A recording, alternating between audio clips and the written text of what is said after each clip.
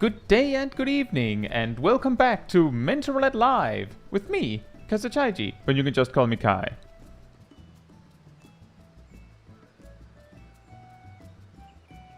Just a real quick heads up. Doesn't look like anyone unusual that would have felt baited by this one. But we are doing roulettes. I've accidentally forgot to update the title on Twitch.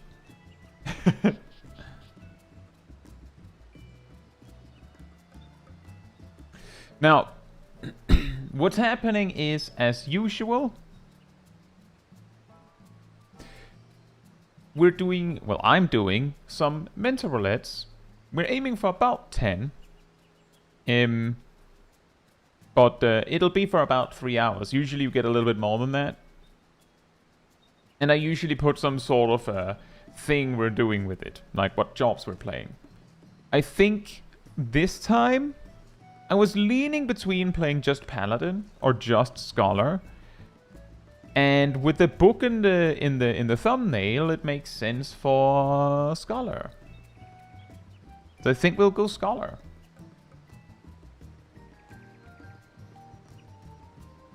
Now, with that said,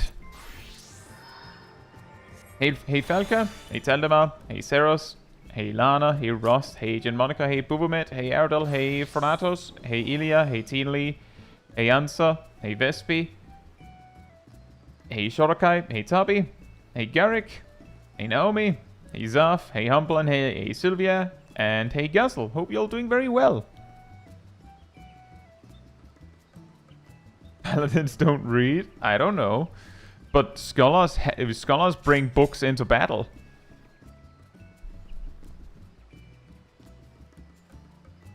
Now, part of the reason is also that last time we played just one job.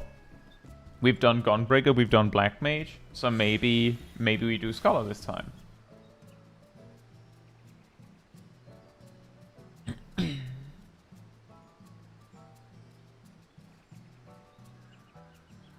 What do you mean, Ardell, with Twitch recap?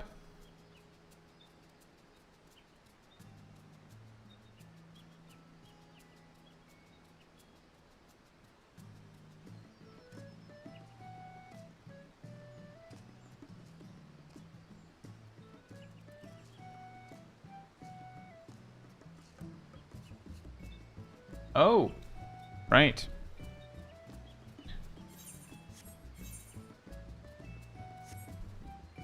I spent too little time watching, so I imagine a large part of it would just be like a big question mark for me. However, speaking of recaps and summaries, I actually, in case you don't know, I get told if people are using my emotes like elsewhere than my streams. So thank you for that.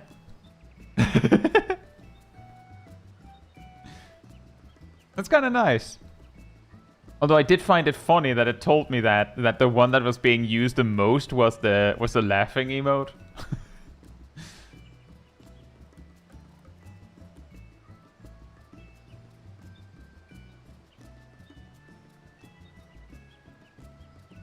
Also, hey Sally and Redmaster. Hope you're doing well. Scatter. Right, so we're going Scholar tonight. I will queue when it says 15.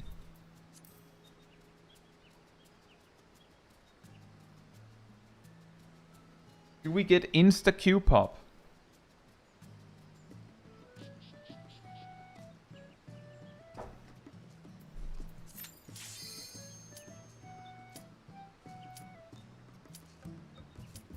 Yes. Also, thank you for the sub, Falca. Thank you so much.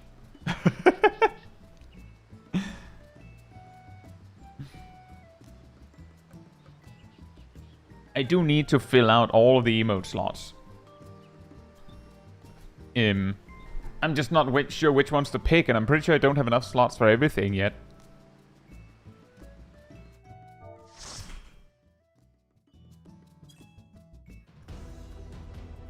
Of course.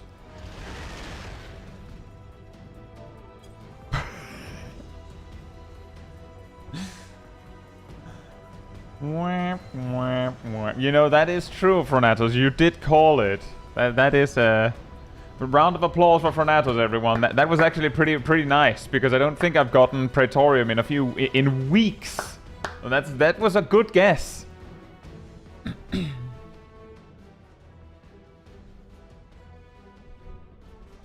Say Fem and Sackboy. Hope you're doing well.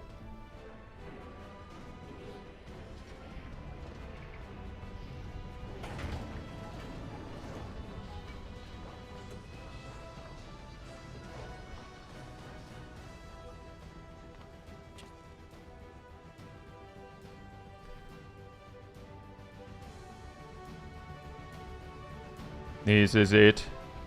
The apocalypse. Oh boy, guys, it's time for Art of War is a gain on 1.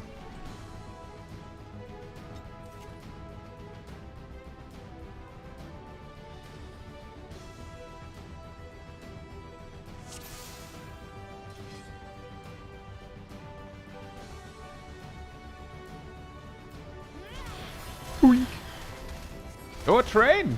Hey!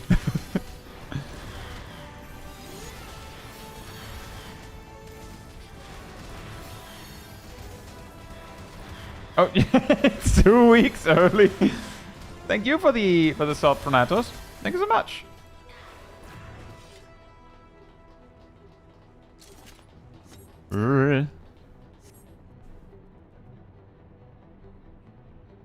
Art of War, the dungeon.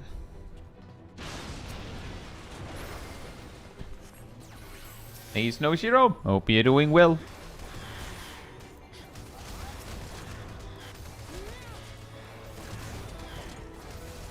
How often do I do the Out of War ruin swapping thing? I do it whenever I get a dungeon where it's a gain on 1. And then I either swap them back when I remember or when the dungeon is over. There are times where I'm like, I haven't played Scholar in weeks, and then like I switched, like I do a duty as Scholar and like, wait a minute.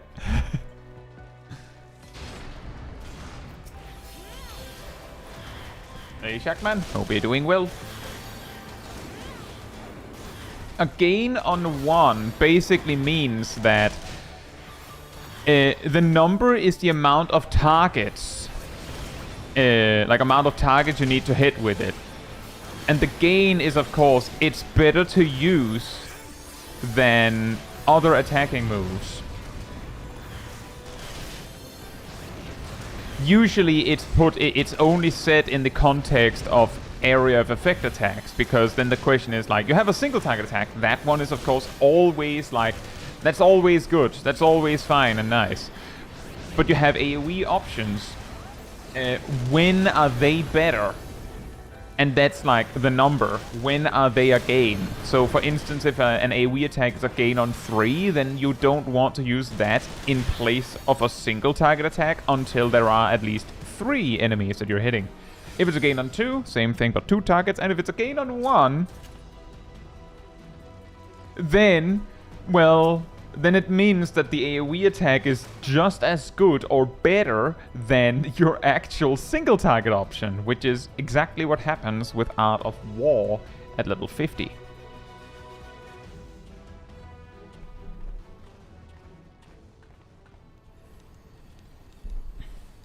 Jose Regal Star and Bolter, hope you're doing well. Good morning to you.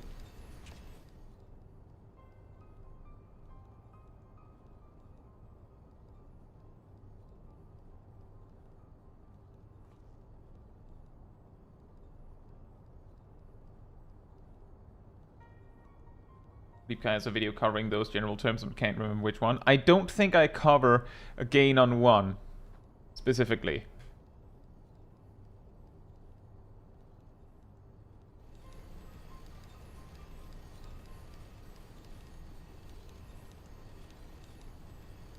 Jose Mizu, hope you're doing well.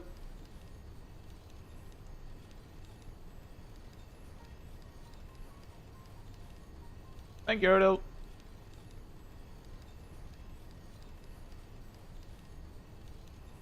And specifically the gain on one thing, I'm pretty sure I didn't explain. Because most of the time when I say it in a video, I have some sort of explanation accompanying it. The logic of Art of War, because that's pretty sure 45 to 53 Art of War is the only gain on one in the entire game.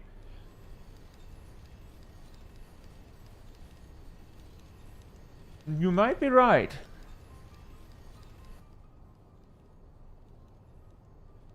Just off memory, the only other one that I can think of that might come up there is there's a level range where Flare is strong enough that it is worth using on single target.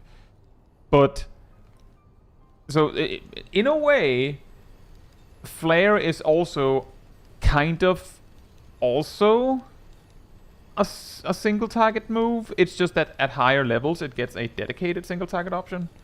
So it doesn't really feel like it's an AoE attack that is a gain on one.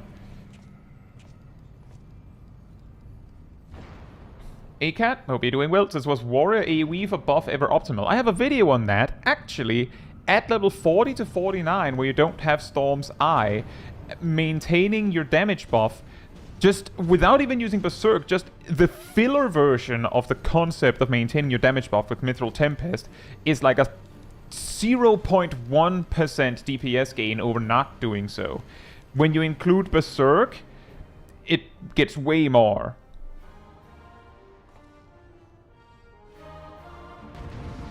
Technically a gain on one, yeah, but yeah. But the reason why Art of War becomes a gain on one, to add a little bit more context to that, is that, well, quite literally, the spell that it is competing with is Rune 1, which has 150 potency, and Art of War, ding ding, also has 150 potency. That's it. That's all. And that of course leaves you maybe wondering, like, but that's not a gain. That's neutral. But Scholars can auto-attack, and when you cast a spell with a 1.5 second cast, it postpones your auto-attack by 1 second. And no, it's not like when you cast something, your auto-attack is delayed by 1 second. It's quite strictly, it is delayed by the cast time minus the slight casting window, which is approximately half a second, give or take.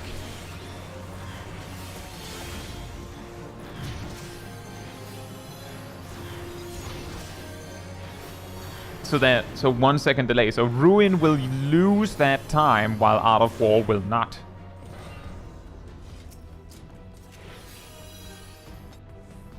You can damage a robot by hitting with its set book.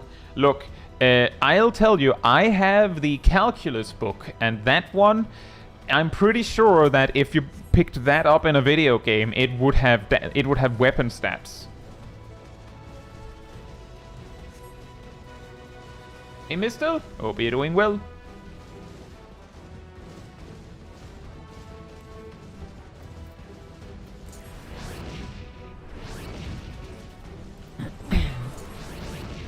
At 50, all mages do decent auto-attack damage.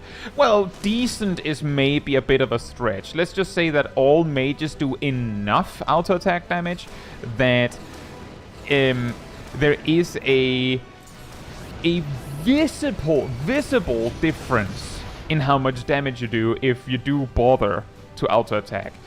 But specifically Scholar and Summoner do so much that it is a clear percentage damage gain to auto-attack. Like to the point that in the Mythbuster video where I talked more in depth about Art of War, it's big enough that if you're like, well, why should I use Art of War? It's such a small gain. Like doing the auto attacks is such a small gain, except it's a large enough difference that it's like, yeah, You might think that, but on a Dragoon, you do use Lance Charge on cooldown, right?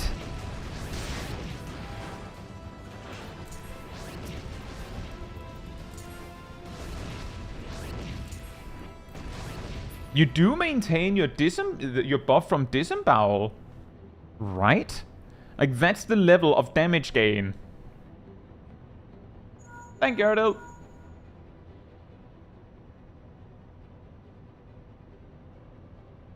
That book, that thing absolutely does double damage to skeletons.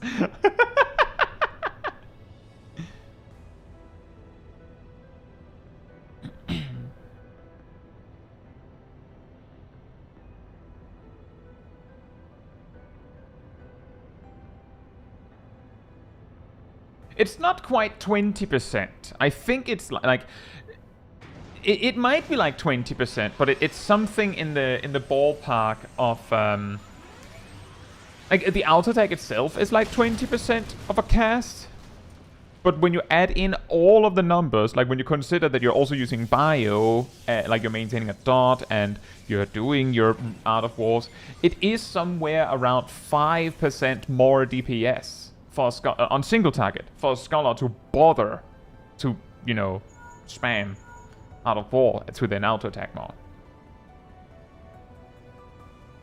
And yeah, it doesn't really matter that you have to be in melee range to auto attack, because you kind of have to be within auto attacking range to use Art of War.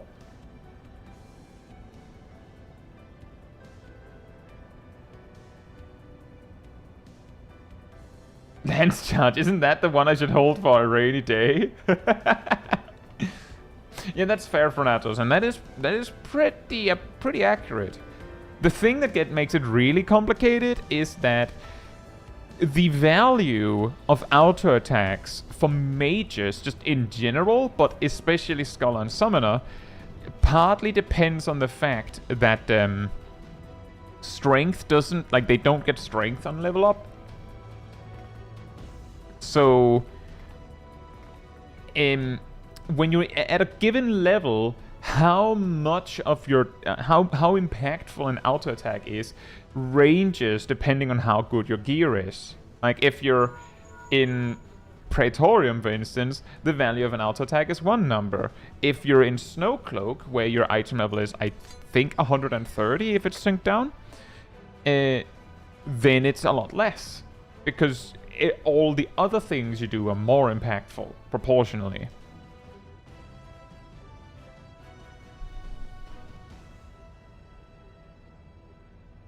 There's also just the convenience that Art of War doesn't have a cast time, so you can just run around. You can weave as you please.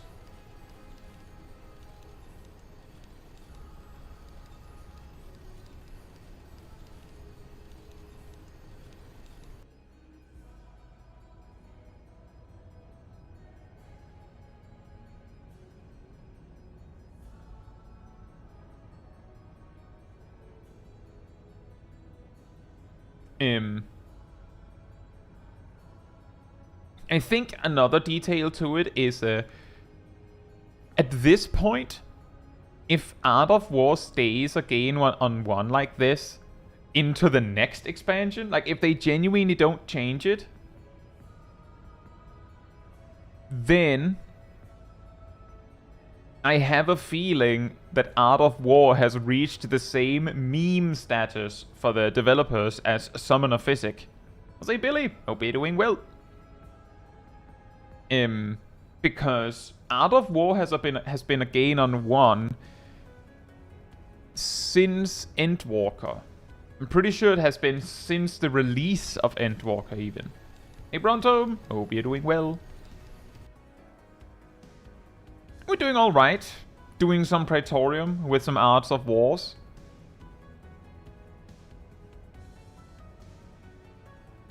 And hey Matthew, hope you're doing well. Physic is a loss on 1. I mean, Physic is kind of a loss on 0.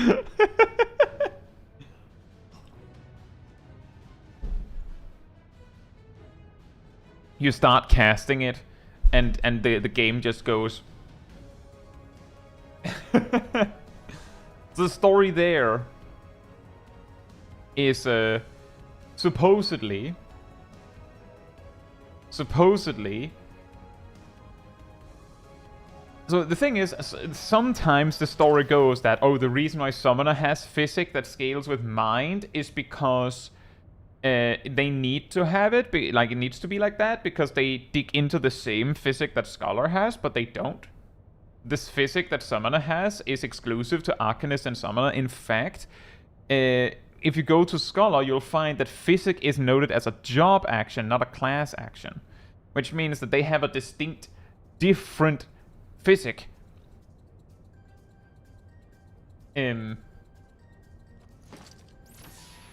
So it's not that. I believe they might even have different spell IDs. The actual reason, as far as I've been able to find and been told, is that the developers think it is funny to keep it around. It doesn't hurt anybody. It doesn't do much anything.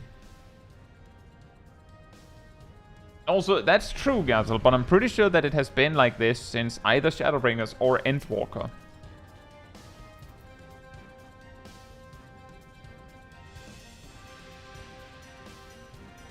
It's not quite the same as Cure 1. The key here is that Summoner's Physic heals for so little that it is basically pointless at a certain point. Like at max level right now, it does like it heals for like 1,000 at a level... Well, whoops. Uh-oh.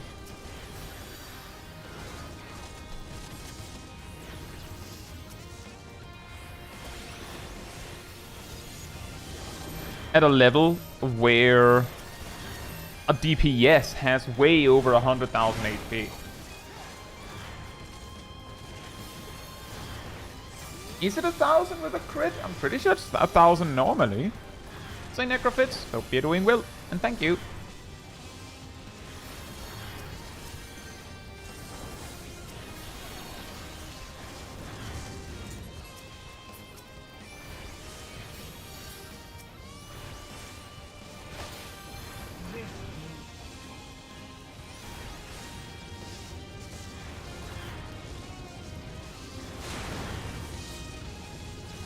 Well, fair enough. That it doesn't exactly help it. So, that's just even worse. Me here trying to give it a chance. And it's just like, nah.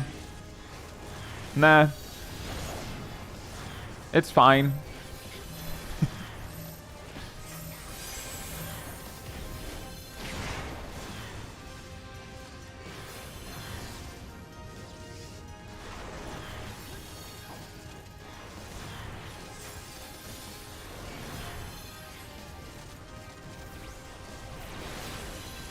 Yeah, true, a natural regen tick, like natural HP recovery, heals for more. For those out of the loop on that one, when you're in combat, you all probably know about the MP ticks every 3 seconds, where you recover 200 MP, and if you're a healer, plus some amount based on your piety. If you're in combat, as any job, you recover 1%. 1% of your HP every 3 seconds. I believe it's 1%. It might be 0.1%. Does anyone remember? I'm pretty sure it's 1%. Might be less.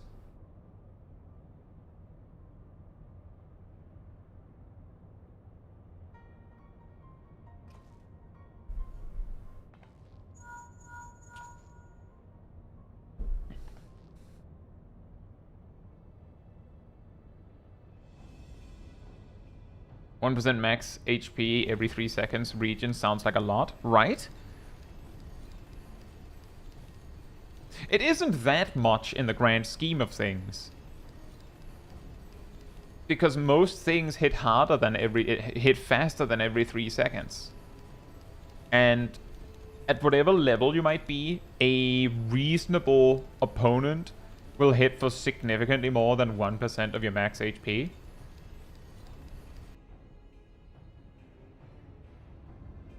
But it is,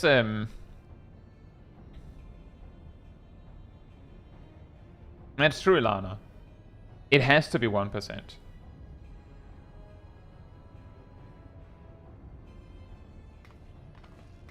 Like, do take note that this means, like, a tank with, say, 250,000 HP would heal for not 25,000, 2.5,000 is the number that they would be dealing with every 3 seconds. Suddenly, it doesn't sound like that much.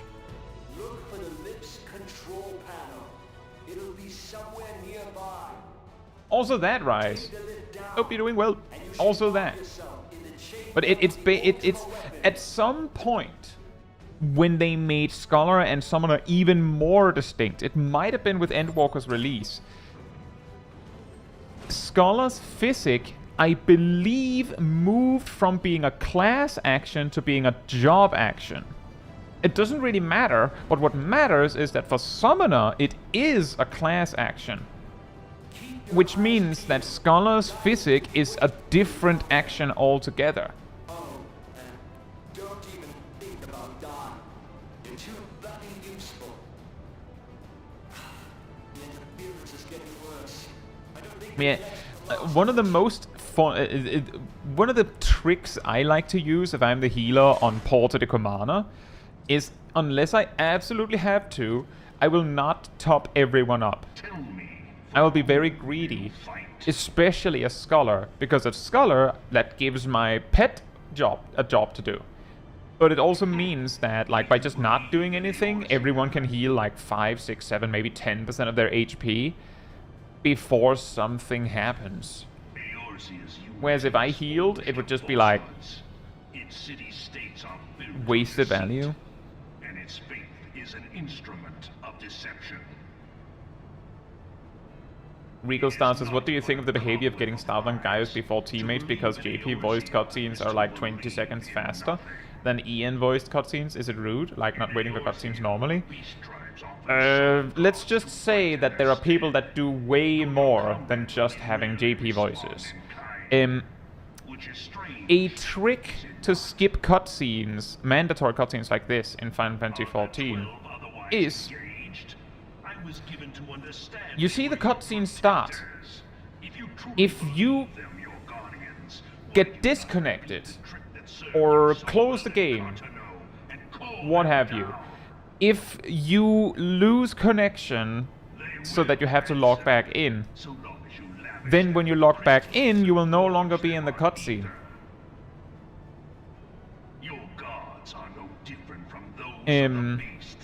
I have been told that this can be reported, allegedly, but I don't think I've ever heard of anyone actually being punished for that. Nor is this unknown to your masters, which prompts the question, why do they cling to these false deities? What drives even men of learning? Hey Shush, hope you're doing well, and thank you so much. Welcome to Final Fantasy XIV. The answer? Your masters lack the strength to do otherwise. For the world of man to mean anything. You can't really control a disconnect or crash, so I doubt it would be acted upon. You see, the thing is, sometimes the game just crashes, and sometimes you lose connection. Like, valid, you lose connection. However, there is such a thing as a lag switch. Some people have, like... I don't know exactly the details, as I've never needed one, but there are ways to just have your PC, like, boop, boop, like, just lose connection for exactly long enough that, boop, you lose connection, and then just turn it back on. You just need to lose connection just long enough that Final Fantasy XIV goes, oh, you're not connected. And then you log in again. And you would do it like that because closing the game deliberately takes way longer to get back in. But there's a step even further than that.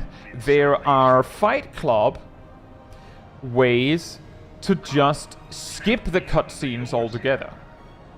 Now, to the original question, do you think that it is rude? Not really. I don't really care. As long as you don't, like... As long as you're not a jerk about it, then I don't think it really matters. Usually people take so long in the fight that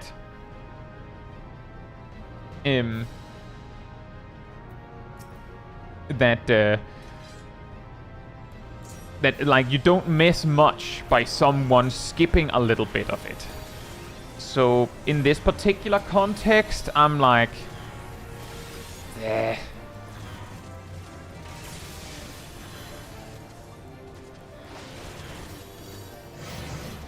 Another way you could do it, Ilana, is simply open Task Manager and end the task, but that is a good point. I'm not memeing, but I'm not going to try it. I'm not going to demonstrate it. I have indeed also ran into the observation that it does seem like Final Fantasy XIV refuses to close through Alt F4. I've led with, I'm not going to demonstrate it, so if you go and demonstrate it and it closes your game, then that's on you. That's not my fault.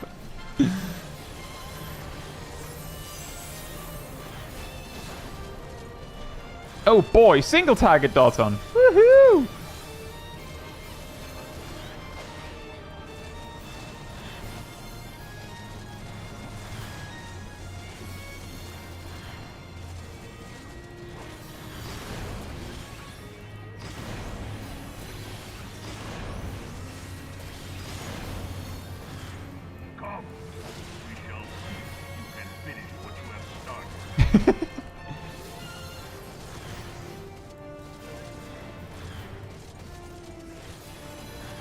It could be, Bronto. The Grim Raven, they'll be doing well.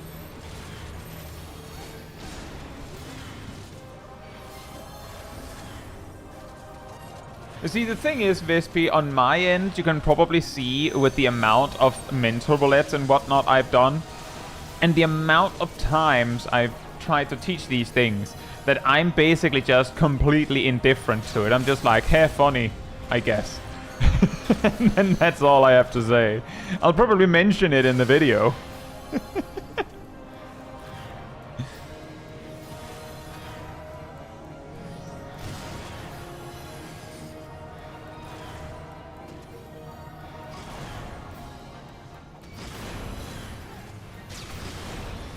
It has also reached enough of a meme status for me that sometimes if someone that knows me is ninja in a duty, they might just put down a single target Doton to mess with me. So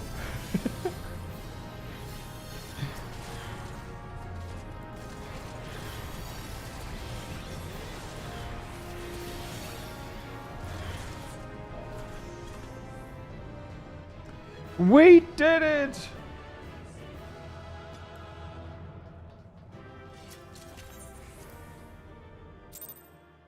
Sackboy says it's single target Doton bad because Raiton is same potency. Raiton is more potency.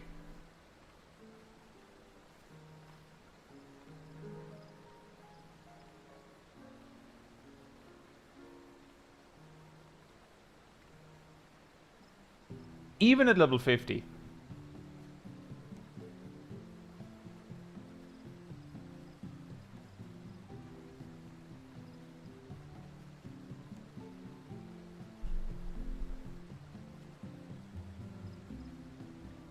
The reason why it is a bad, quote-unquote, is because a lot of people do it thinking that it is a gain. So it's basically like a red herring of damage gains. It doesn't work. LQ when it says 30.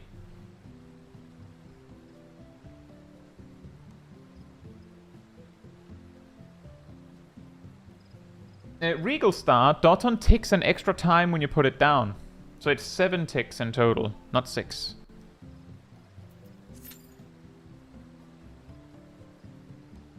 Lesby says back in the day it was gain. In Stormblood, just to give an example, in Stormblood, Raiton was 800 potency. And Doton was 900 potency because it ticked 8 times plus an extra time when you put it down. However, Doton takes half a second longer to put down, which means that it takes Raiton takes like 2.5 seconds to use. 3 seconds to use, actually. I think. Whatever the amount of time, Doton takes half a second longer due to 1 extra weave. Which would make 900 potency not worth it. back then.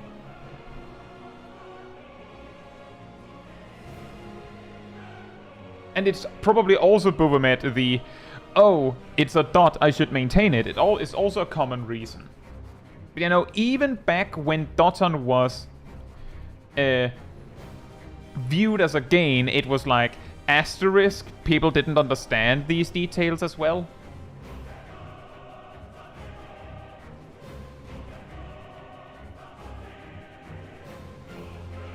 You know, the first time I did this fight, I was Scholar as well.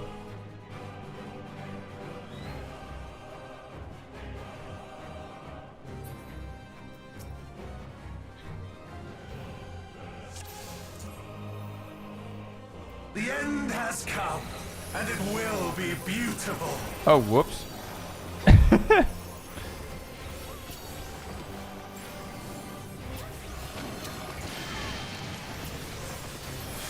The marvels of circus were but playthings.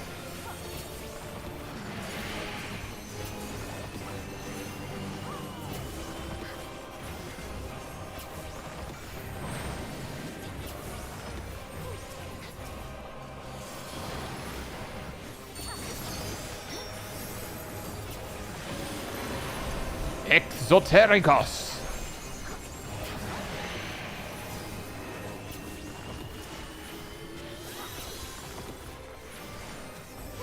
Yoink.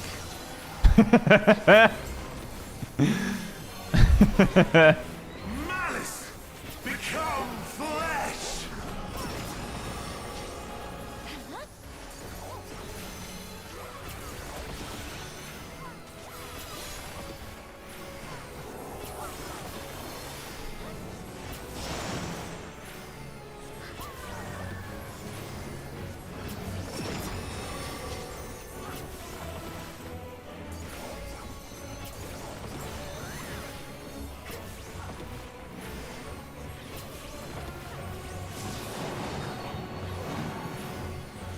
Hey for both. Hope you're doing well. Oh boy, oh boy, oh boy, oh boy, oh boy, oh boy. Will you live to see the end?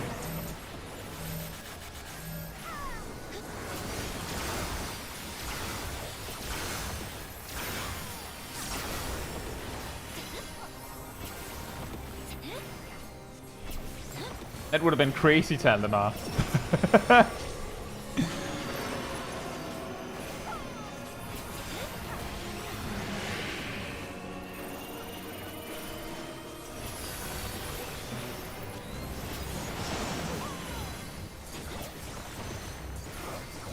Soon my hold over Zodiark shall be complete. Mine. All mine. Mine, all mine.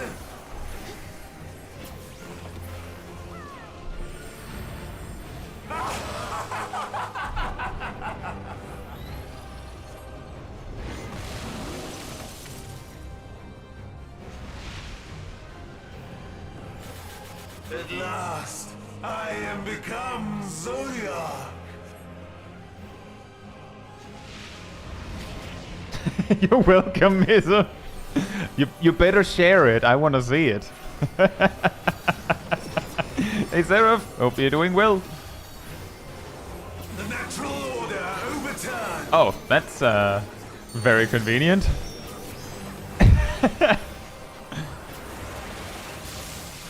All in existence, bent to my will.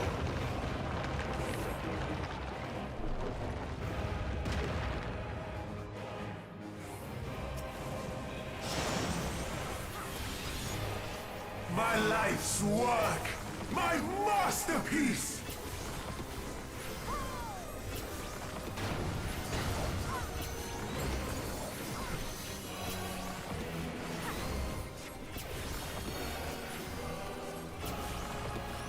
Hey, Indie Gamer. Hope you're doing well.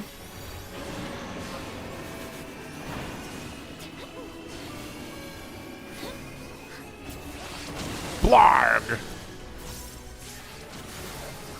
How I've waited for this day. Ah!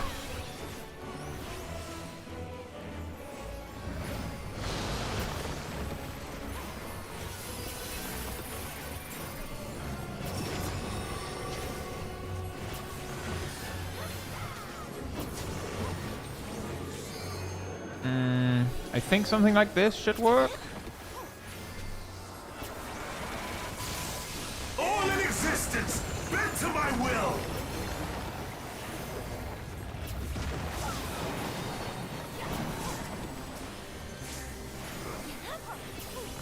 The great cataclysm, Faithfully recreated. From broken skies fall tears of flame. All shall burn.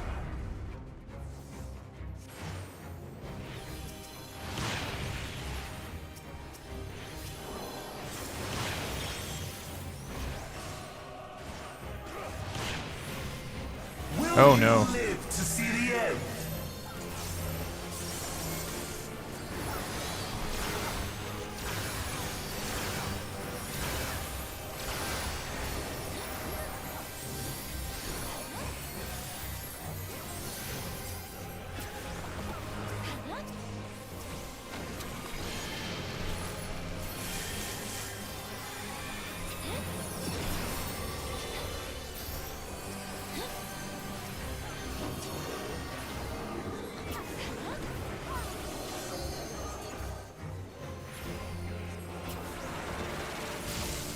All in existence, bent to my will.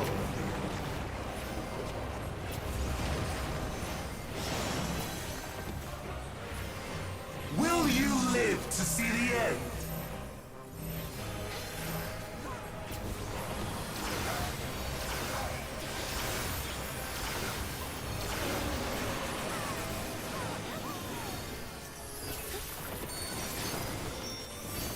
Oh boy.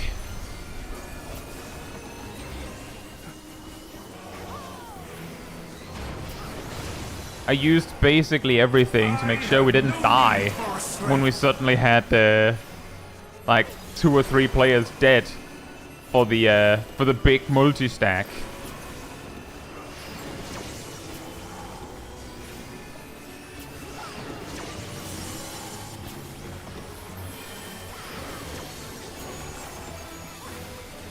Hey Ham, hope you're doing well.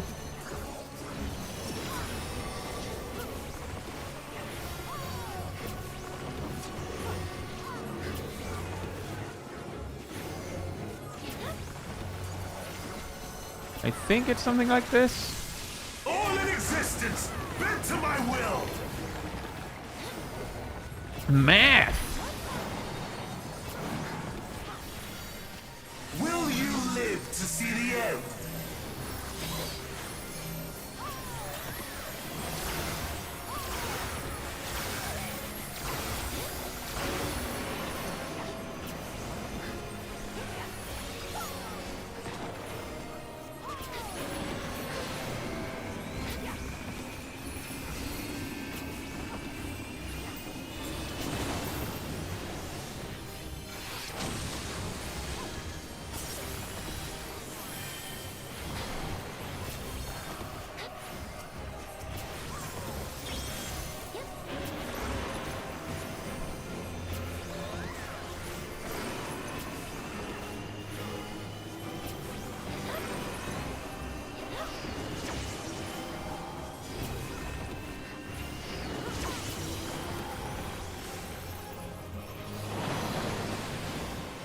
Will you live to see the end?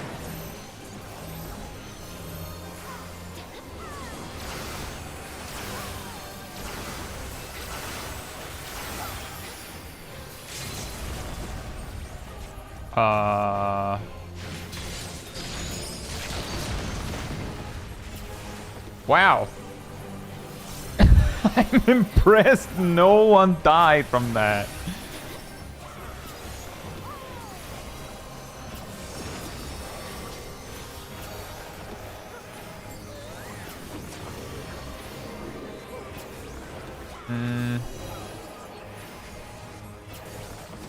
I think this. All in existence, bent to my will.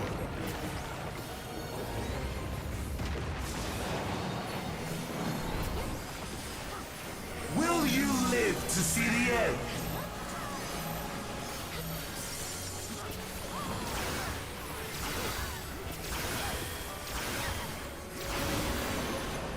Ah.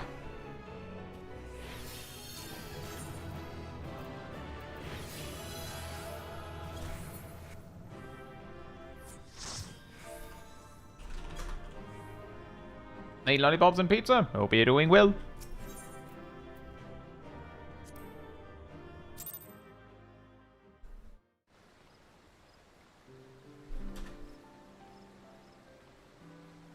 Hey, Kiwi. Hope you're doing well as well.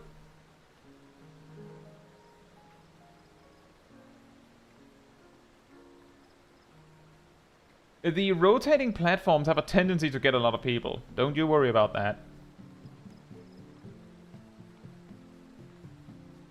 And also why every time I get... Specifically the snakes is what causes problems. Because you can't just go, oh, it's this corner. It's a little more lane work. I will queue when it says 30... when it says 45.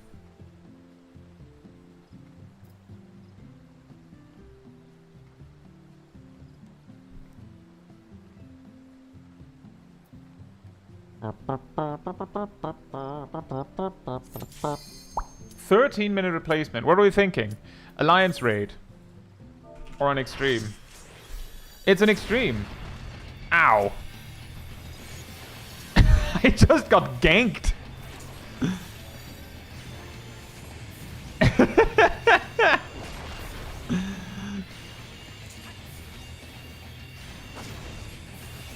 Like, hi, I've arrived. Splat. Oh, wait a minute. Out of wars, a gate on one. Uh-oh.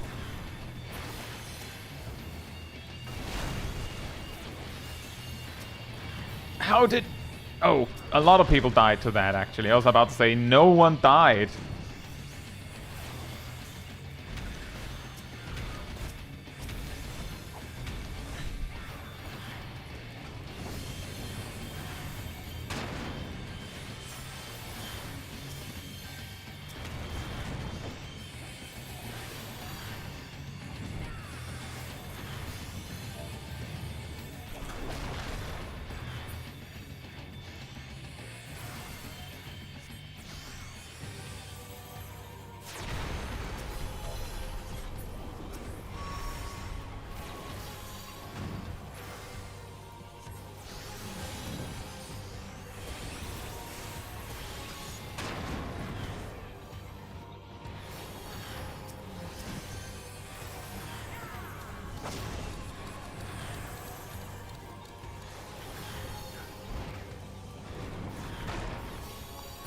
I think this is what we call a problem. Oh, Seraph is here.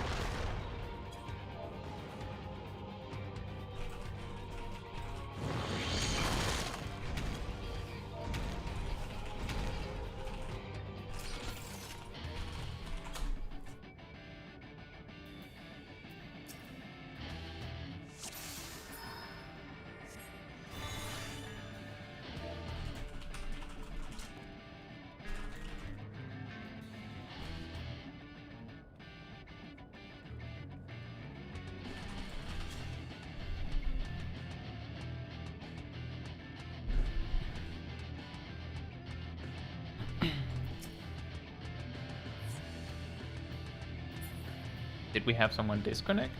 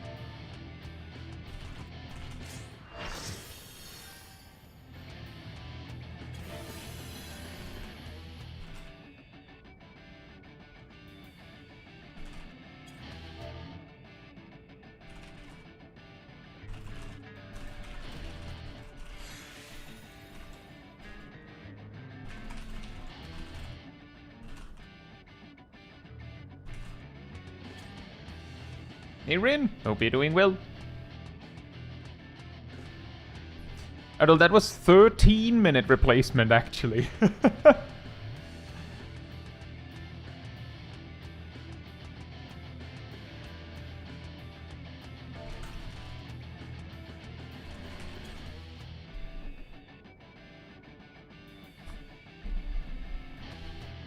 What's the echo count?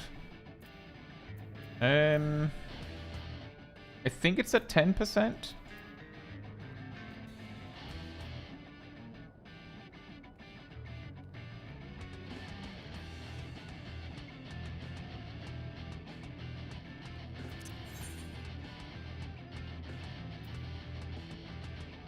Now we will see whether the tanks read chat or comprehend what was being told to them.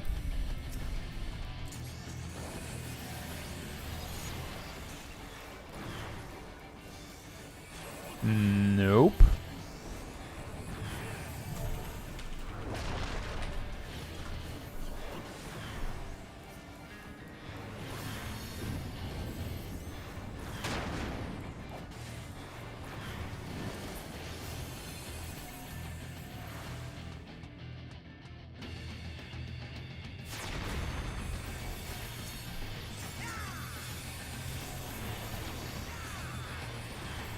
Looks right to me.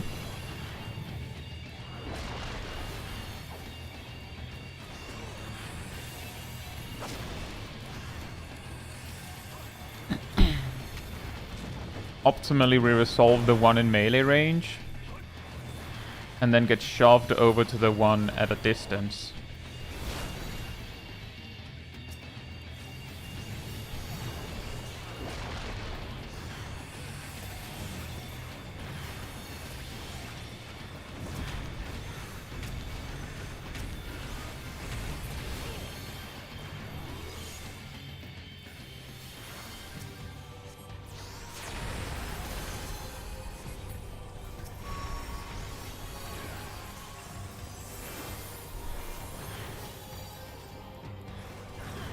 Ugh.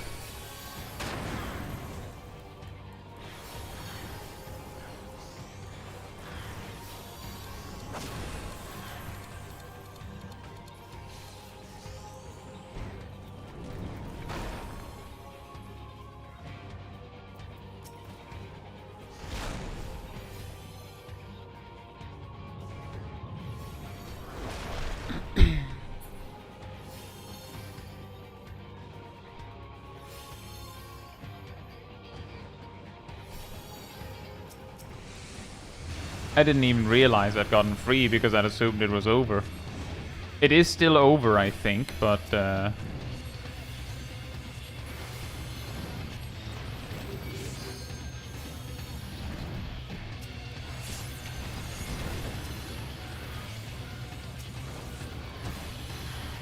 yep. This isn't gonna work with a tank who doesn't know to provoke when they get rest.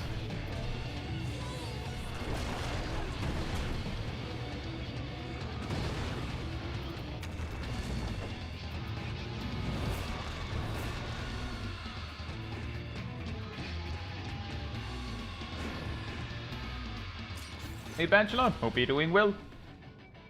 Everyone has to have their first time at some point. If you say that you don't know what to do, then people might help.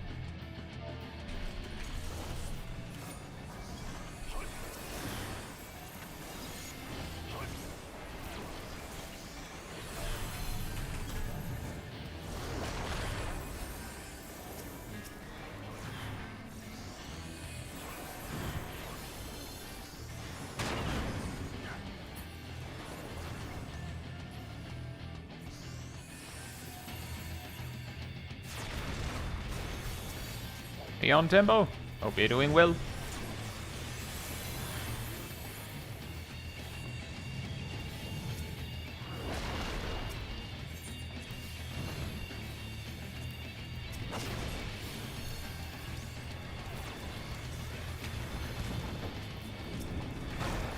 I risked a lot to try and prove a point, and they didn't as much as blink or react. Did you see it?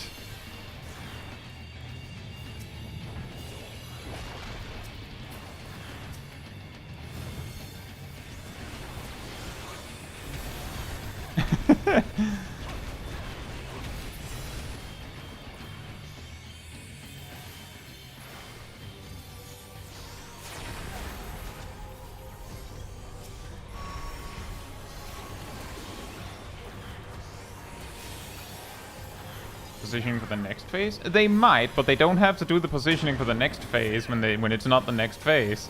There's also the part that they'll have to move at some point, so like carefully placing yourself so you don't have to move is like kind of whatever.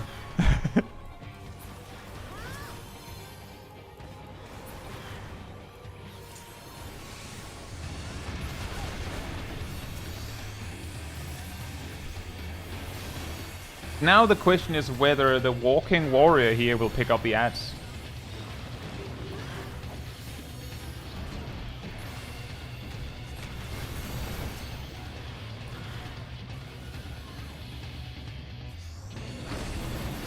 Yeah, that works.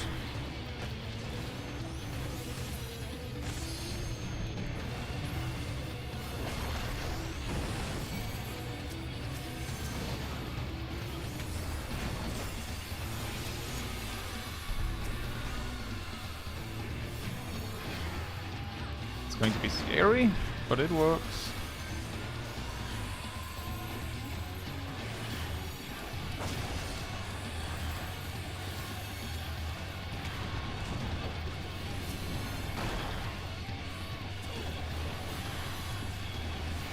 This is a good time for a knockback immune. Because... Uh-oh. Well...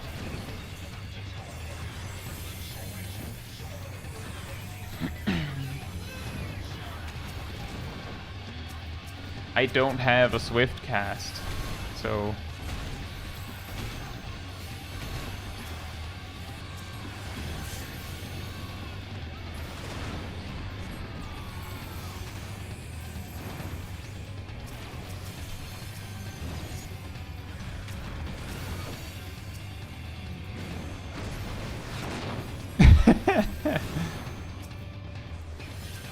Will they provoke in this century?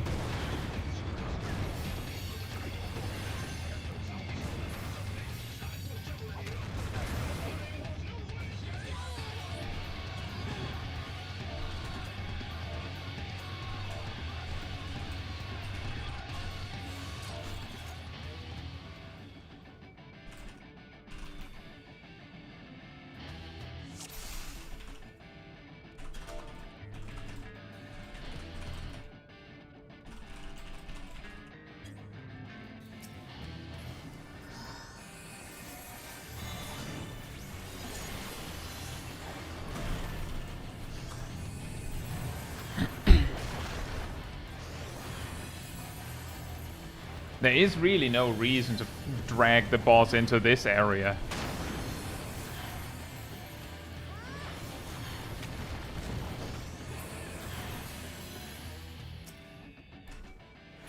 Since he spawns in the center again. Yeah, I do recognize that, because they are using Provoke for things. But it's not good enough if they're not using Provoke at the correct time. It's like, oh yeah, I do Provoke. Yeah, but do you Provoke after you die?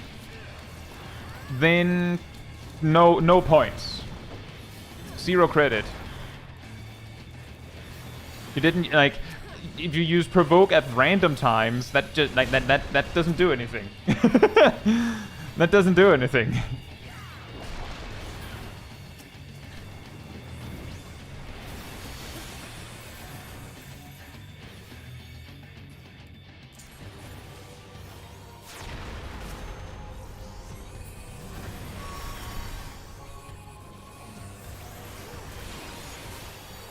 Using provoke off cooldown? That would not surprise me.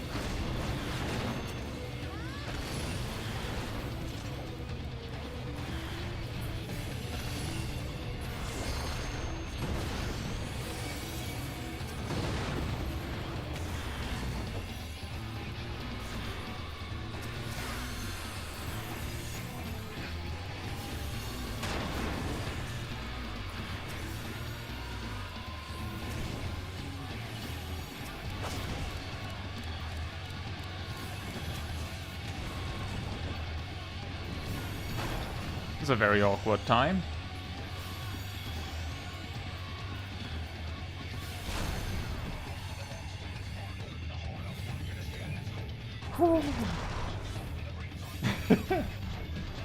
Hey Licho, hope you're doing well.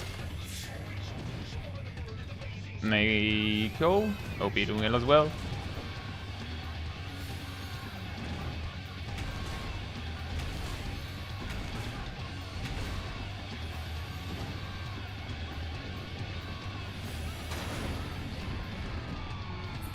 I once again didn't even realize I was alive, but wouldn't have done anything. I could have rest the tank and then we would have wiped.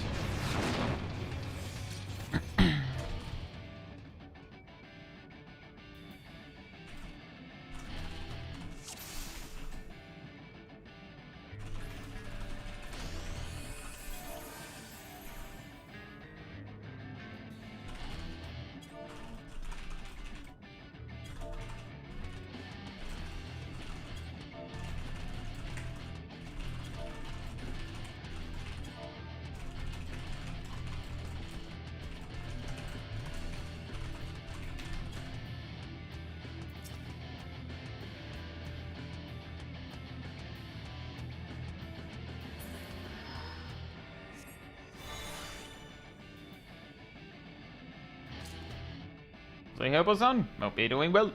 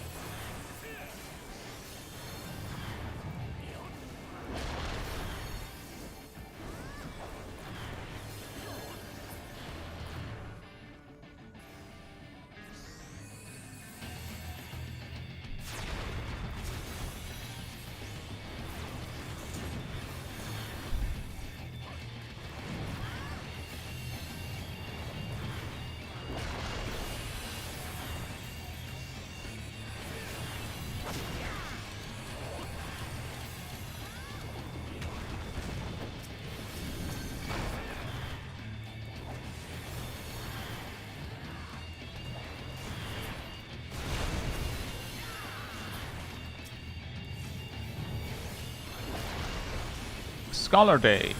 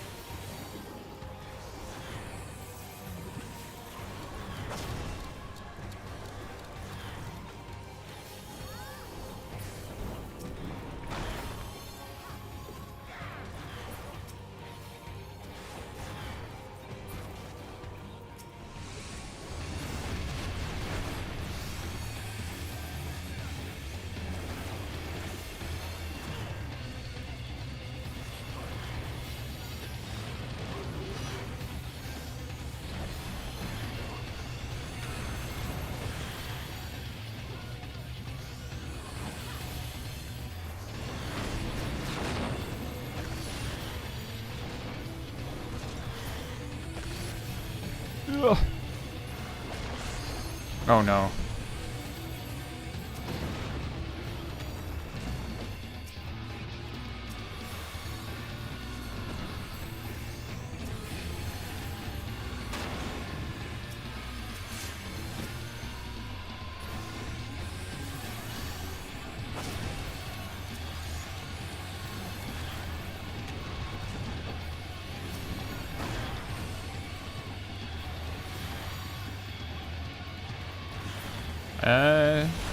Whoa.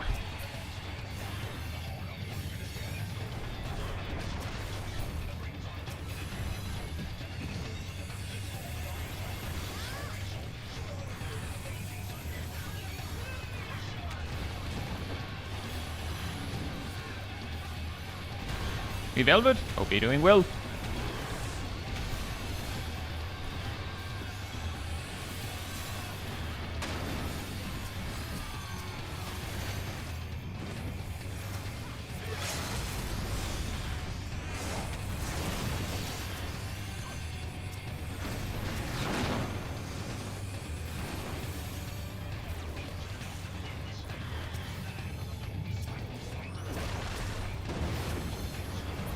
Nice.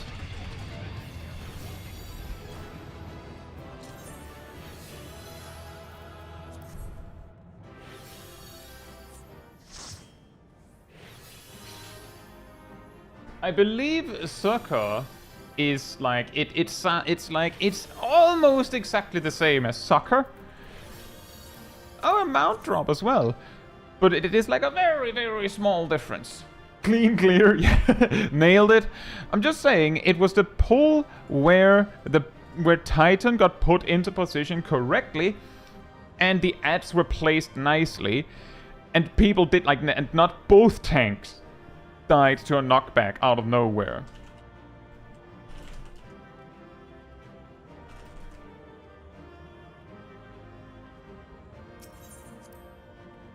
I got 5 commendations.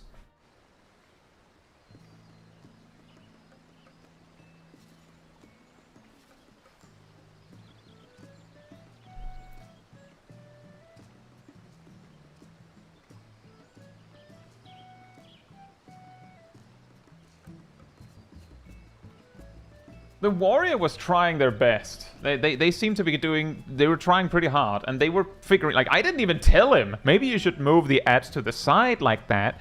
He just figured it out himself. So yeah, he learned. They've all been. Hope you're doing well.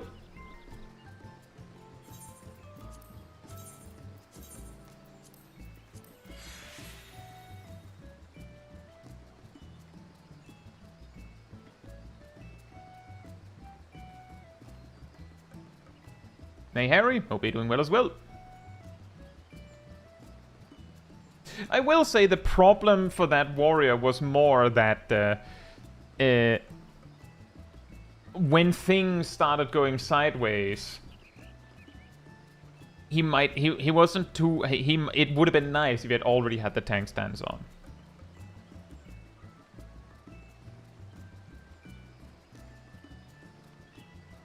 Now, I will be right back, and then we'll continue. What a set! Amazing! In the meantime, Manatee restored.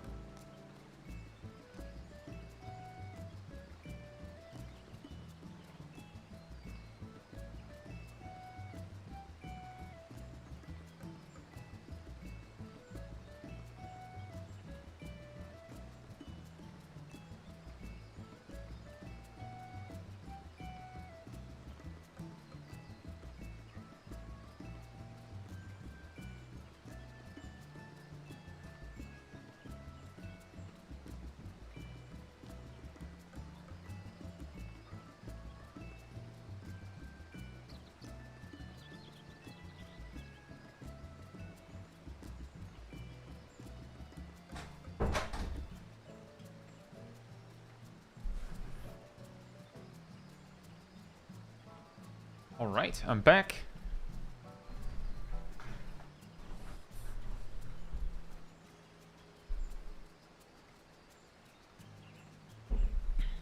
Let the chair play a roulette.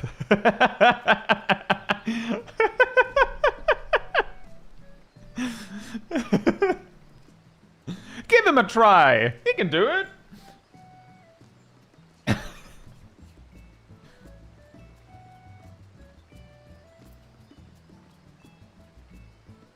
What class would chair be? That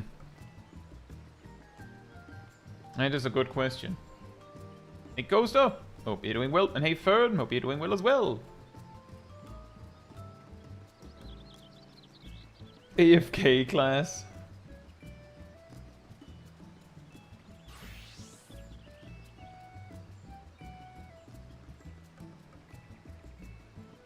Pre 7.2 Black Mage. Very old school Black Mage where it was extra not very mobile.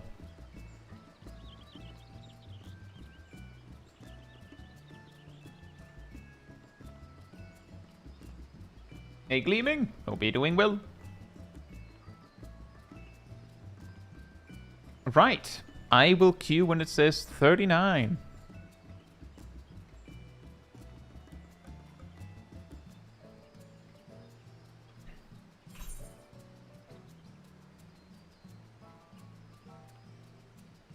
Does mentoring give an achievement? It gives an achievement, and like some of the achievement like progression gives some glam.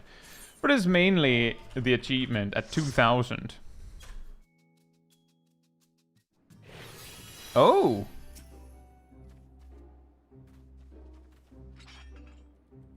Oh boy. And yeah, the achievement gives amount, that's true. The crown next to the name is glam enough. I wouldn't mind if it was something less fantastic. Something a little less fancy. Big Polo disband. I'll see what the tank does. Do you see Bachman today? Not yet.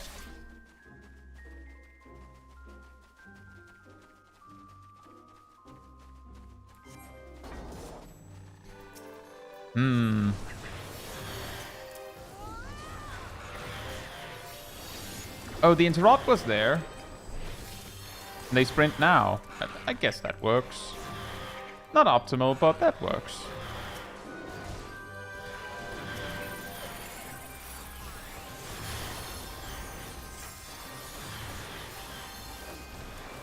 Now, will they use raw intuition today?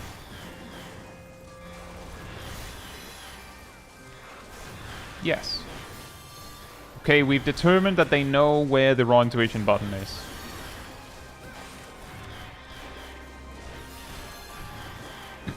I'm glad to hear that, Indie Gamer.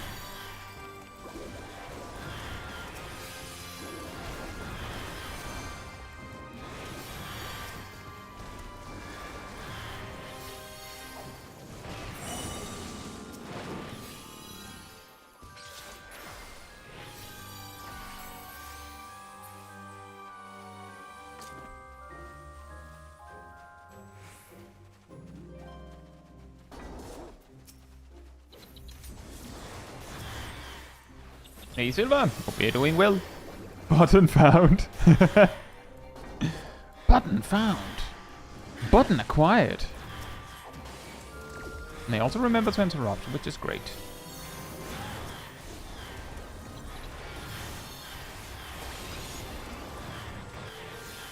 Let's do that. Doesn't heal yet, but it might just help a little bit better than a Lustrade would do. Oh, they're using Homegang.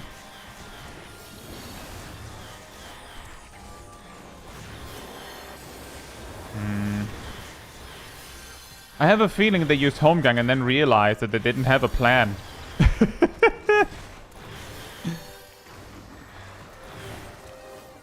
I'm pretty sure Raw Intuition wasn't quite ready yet.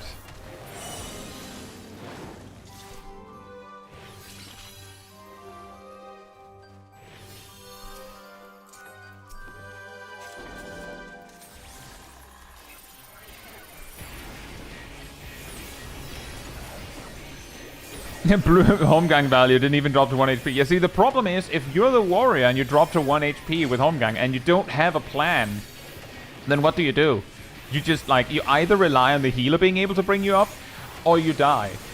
And if Royan's Vision isn't available in time, then you, like, unless you have Equilibrium, you don't have a plan, and then you die. And it is probably better to use a bunch of other things then.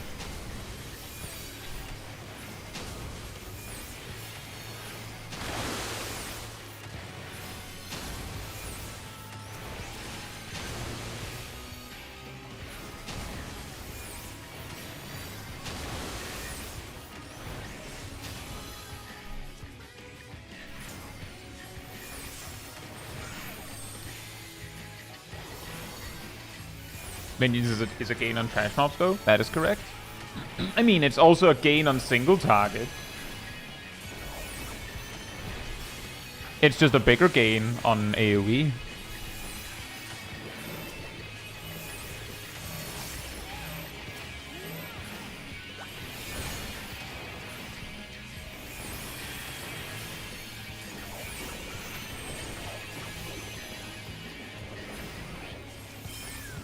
Oh, I've seen that one too, Sentinel. I believe I saw the same tank over like over a few different days. And the funny thing is, like, the first time it was like in a Realm Reborn leveling dungeon, and the second time it was like Sunken Temple of Khan hard. And they were doing the same things, which was they just slammed their cooldowns the moment like they popped into the duty.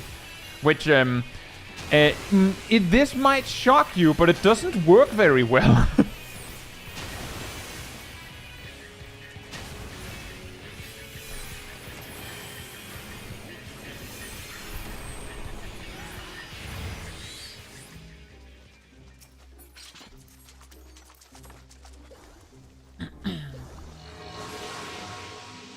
Tell them I found Bachman. Fantastic.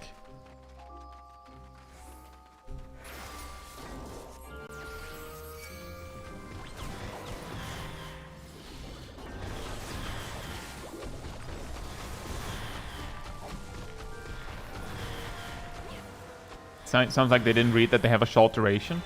Yeah, I don't know, man. I straight up don't know what would compel you to do something like that. Hey, Jack. Hope you're doing well.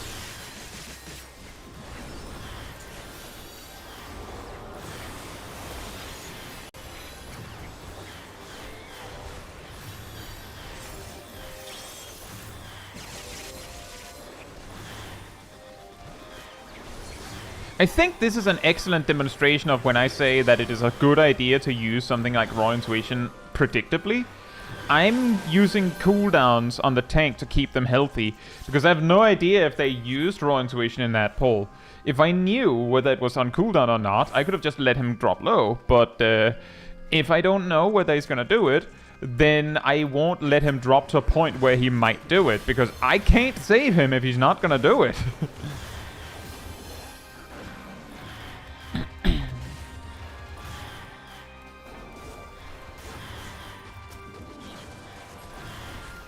So now I'm pretty confident, yeah, that he has it indeed. There it is.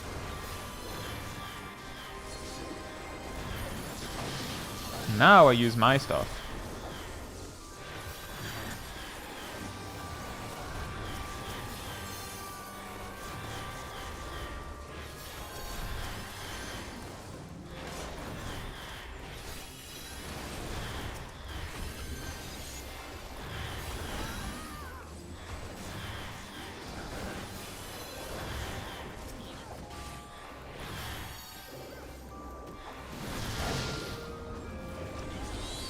I didn't see the telegraphs. Was there telegraphs? I guess there was.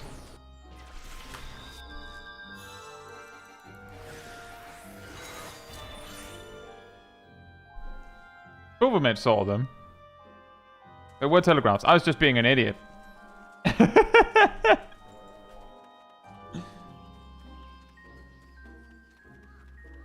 Yeah, Mentor, by the way, indeed. Galaxy Brain over here, I got this. Yeah, I'm aware that I stood in two of them. I died because both of them did it at the same time. That's 100% on me.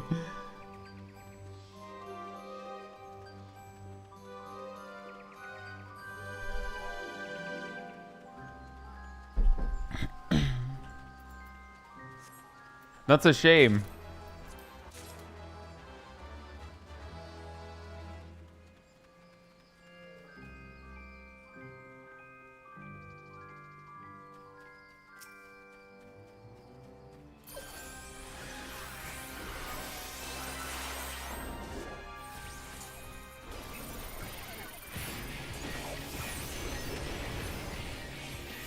So yeah, Alice, hope you're doing well.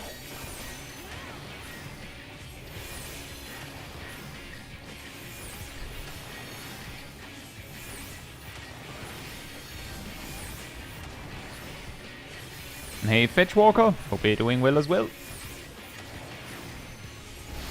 And Josh. I mean, yeah, that's kind of how combat in many of these games just work. It's attack and dodge.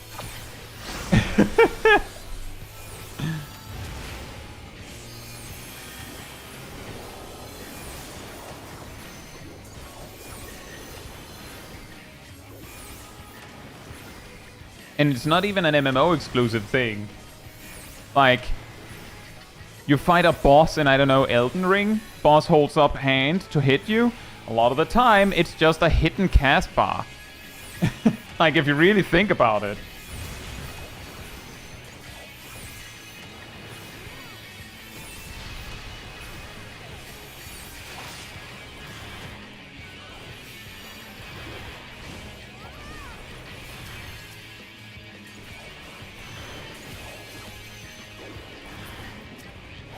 That Pictomancer did not care.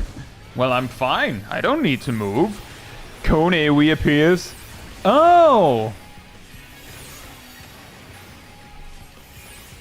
Also, I just realized the tank missed their fodder.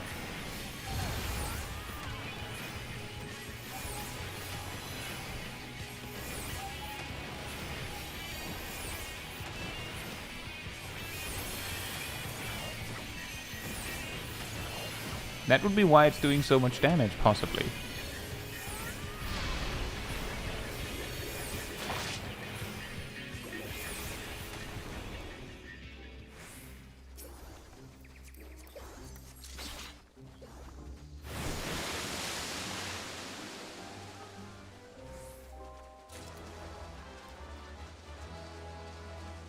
Yeah, a lot of games are learned telegraphs. The only difference is how extreme they are with showing you what they are. And that's generally where the difference lies.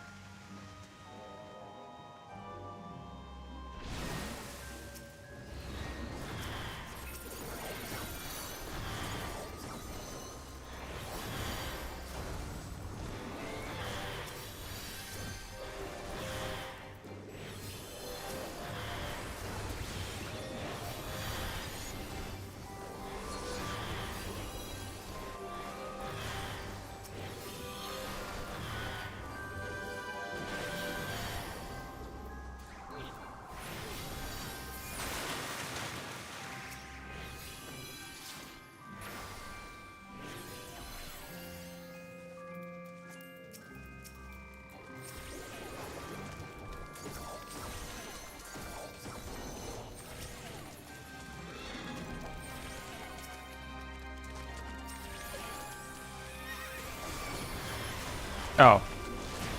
Well, that's a rather sad Excog.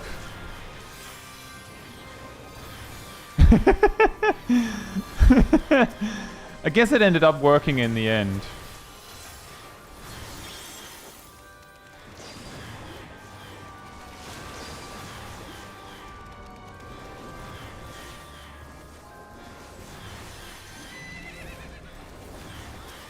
Hey Kato, hope you're doing well.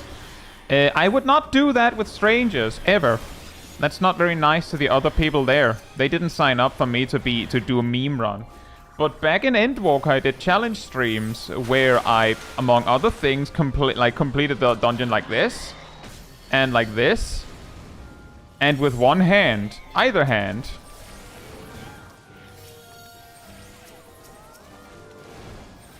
And yeah, I have an MMO mouse, I know. When I was using only the mouse hand, I wasn't allowed to use the thumb grid. So it was just all clicking. So I have done it, but I only do it with a pre-made, because I don't want to... Yeah, and the 5-button challenge, that one was fun too. But yeah, I don't want to subject strangers to stuff like that. That's not very nice. And Mentor Roulette doesn't need that. Like, now suddenly there's bad mentors because they're literally playing badly deliberately. Like...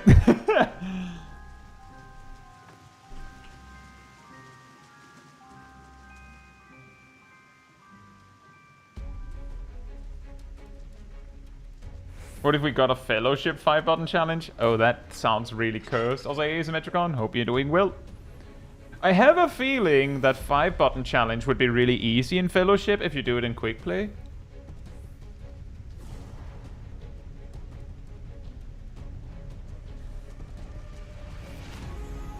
There's also definitely some characters that would handle it better than others. For instance, Meko.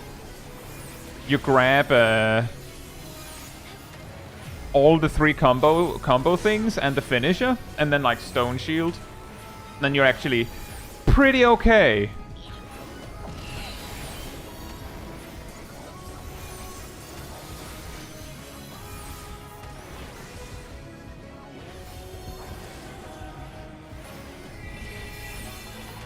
Interrupt? That's a good point. I guess you just don't.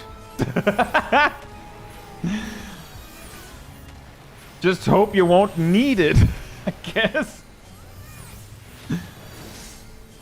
5-button challenge is just how you start with a character? Nah, you have a bit more than that, but I get your point.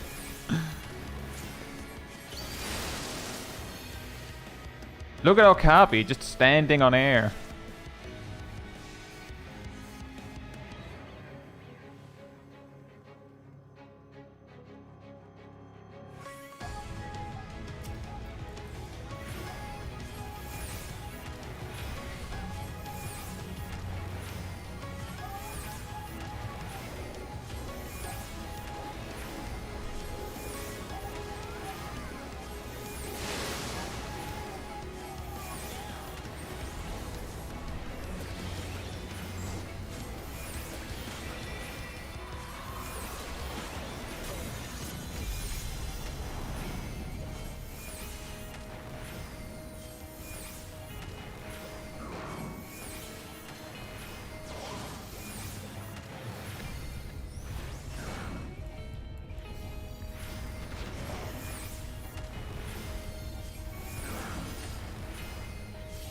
Just don't look down and you won't fall. Ah, yes, cartoon physics.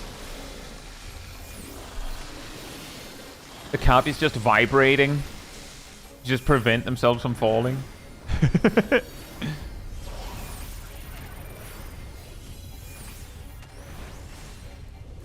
Uh-oh. Splat.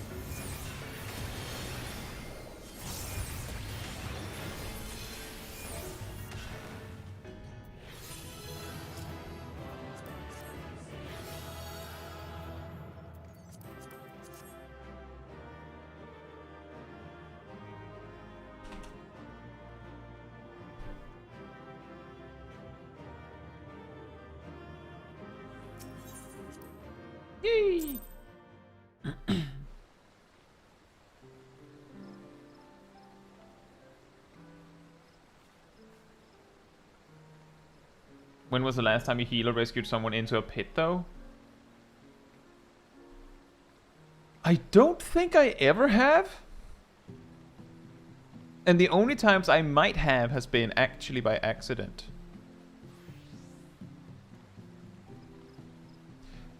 Back when I did small Kai streams, when we did the 4 Lords, with a full pre-made, we did Suzaku, and suddenly, and I was healing, I believe, I was Astrologian, I got yoinked into the middle hole by the other healer, who was scheming to mess with me. I got rest, and near the end of the fight, I rescued them. However, instead of yoinking them into the hole, I angled it so perfectly that if we say that the hole was here, and they were like standing like here, I positioned myself like something like here, so that like they would perfectly skirt past the hole without landing in it. Like just the scare tactic of whoa, almost got you there deliberately, because I don't have the heart to mess with people with rescue. I just don't. Hey Shag and K, hope you're doing well.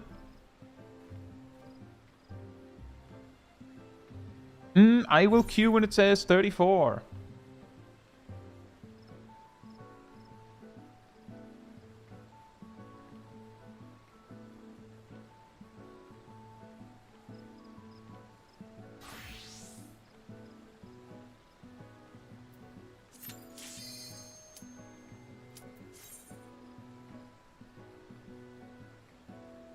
I have used rescue on this stream.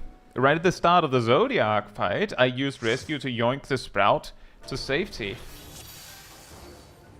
They were going to get hit by the pink half room.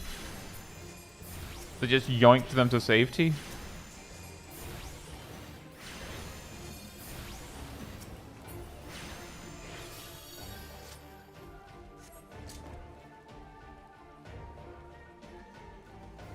Behold! Combat!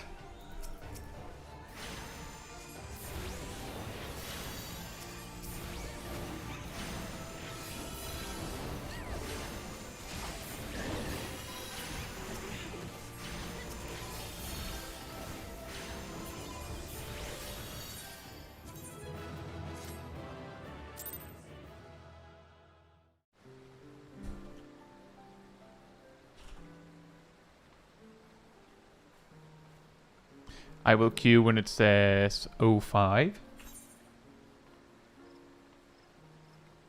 Yeah, once you've already been hit by the whirlwind jail, you're basically locked in a mechanic.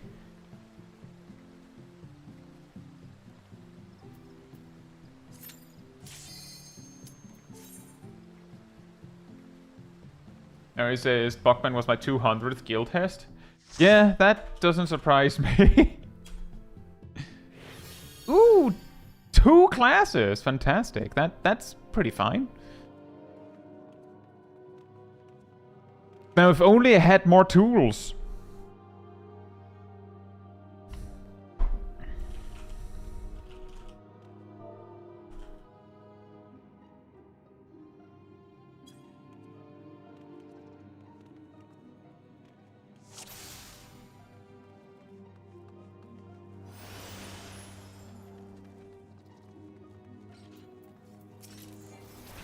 What job are you playing, Naomi?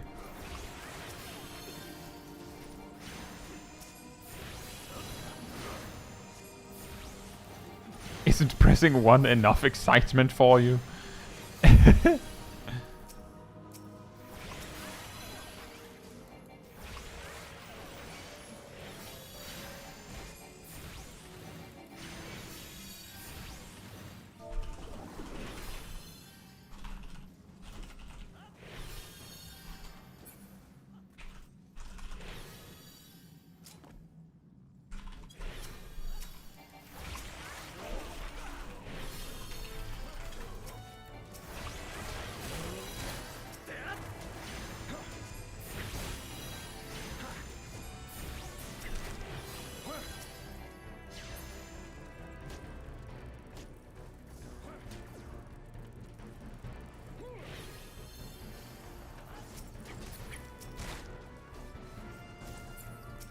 Hmm.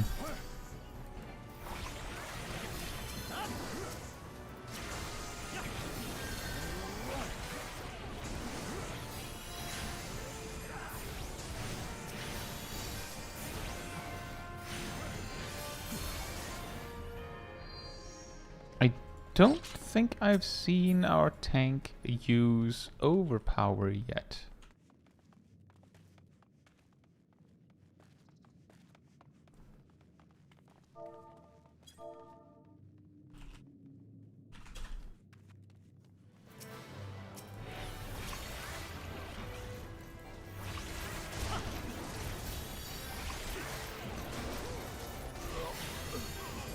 Our tank just said first time play, they said first raid playing as a tank. I mean, I know what they meant. You got a Zodiac weapon? And if yes, which one? I have the Paladin one, I have the Ninja one. Do I have others? Can't remember. I think I have the Black Mage one as well. Oh, whoops. Right, there's that guy. I did the Ninja one in a single sitting on stream, and I have a video about it, where I also explain the process of getting a Zodiac weapon. The Zodiac weapons is the Realm Reborn runs, right? They have, don't worry, Fetchwalker, they have started using overpower, and as stated, overpower is not a quest. You just get it. Tomahawk is, and I'm pretty sure I saw them use Tomahawk.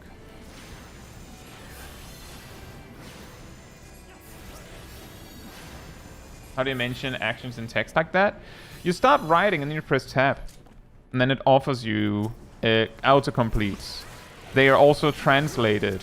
So if he's playing in a different language,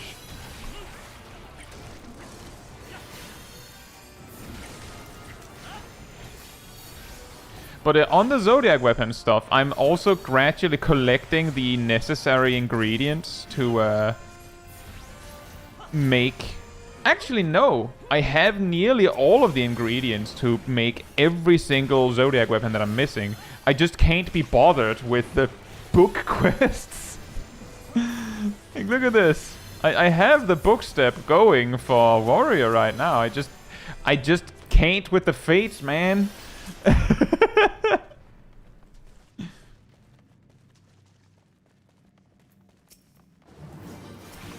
But I'm currently spending my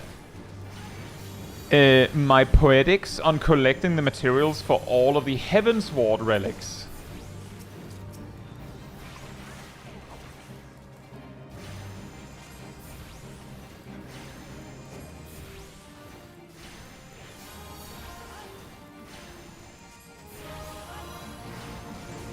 And yeah, one day I'll probably do a stream of getting a Heavensward relic in one day. Like, fully finished. But there is a particular step that I don't have the materials for. The one where you can get them for various different currencies. I'm buying everything else first, because as a result of you being able to get those items in various different ways, I would rather get everything that is, you know, for instance, specifically poetics. Harry says I've been working on Endwalker relics. Oh, I have all of those. I also have all of the Shadowbringers relics finished. Both done on, like, on content, technically. And that's true, Snowshiro. Did you see the stream I did of doing a Zodiac weapon in one day? It took I think it was like 2/3 of the stream was the book step. And that's considering that I had not one, not two, but 3 friends helping spy fate spawns for me.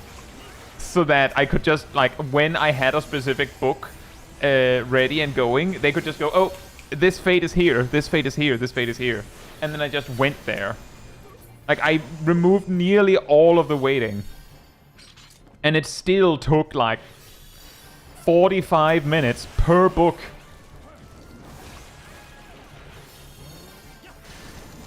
The fates I needed just didn't spawn for like 3 hours. Did you try and check other worlds in your data center? Or failing that, have you tried checking the other or other, like the other data center? Or if you're like on NA for those others, or JP for that matter, check other data centers.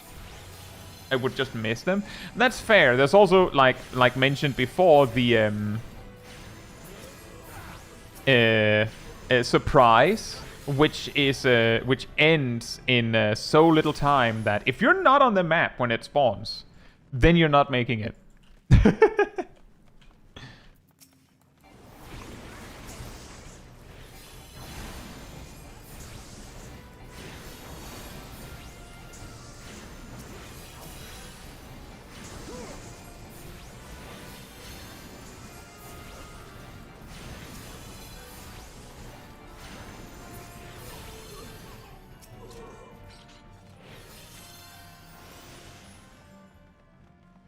Okay, got really good at recognizing when surprise was about to start. Yeah, it doesn't surprise me. When I was doing it on my own, I basically just parked myself in the appropriate zone nearby. Because there was pretty much no other way for me to catch it alone. With friends, they could be like, oh, surprise is spawning! And then they would just, they would just start the fate because it automatically starts. And then just, like, engage the mobs, because the reason why it ends like that is because the defenders for this defense fate are so weak, so terrible at actually defending the point that they will lose in like 1 minute on their own. But if there are players there, they can like stall for several minutes if that's what you want. So like, I'm just saying, with everything to my advantage, each book still took like 45 minutes. The Heavensward ones, you just need like 16k poetics per word. I've been told that it's 20k, but I do believe a large part of that can be done with other things, like other currencies. But that is also the reason why I have a spreadsheet and I'm just buying everything. The only things that I'm really missing are... I don't have all of the Umbrite for all of the weapons yet. And I don't have the unidentifiable thingies. The 4 unidentifiable thingies. That's also why I'm lugging this around. Because they turn into them. And that's part of the reason why I don't just buy them. Is because if I land in an appropriate Alexander raid, then I can buy them with those.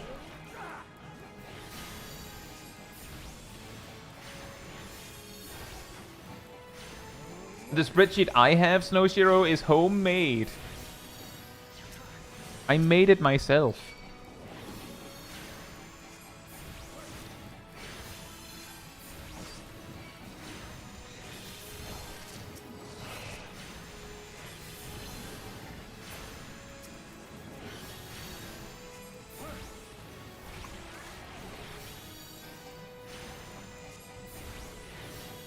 The weapon track with all the relics. That's fair.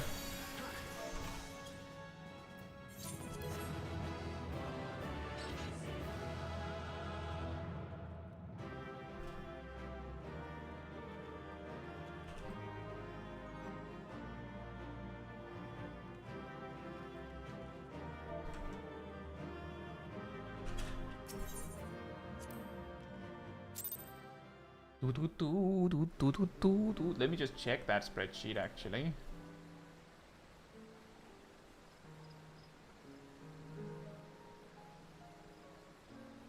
I'm also missing some singing clusters, which I haven't bought, because you can get them. I also don't have all of the Alexandrite I need for Zodiark weapons, because there's also a quest to get some of those every so often. AGL, hope you're doing well. I will queue when it says 8. The video is mirrored.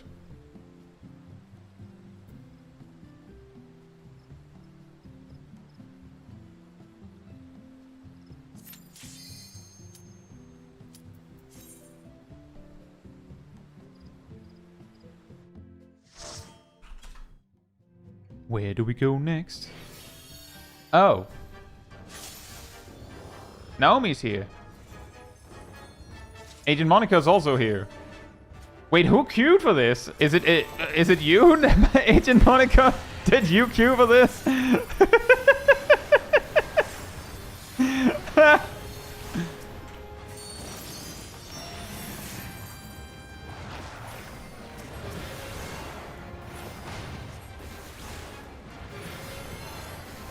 The reason why I'm spotting Agent Monica like that is because crown plus sword equals mentor roulette. Like 99% of the time. There's basically no one who just wears the sword crown just for the sake of it.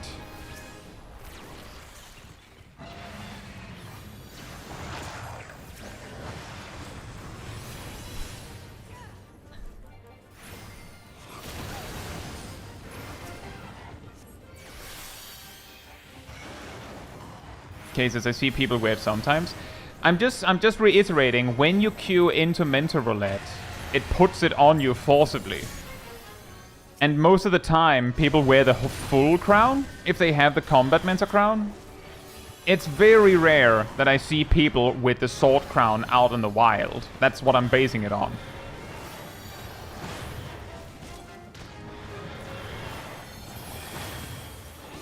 Man, guys. You are aware I can't heal you anymore when phase 2 starts, right?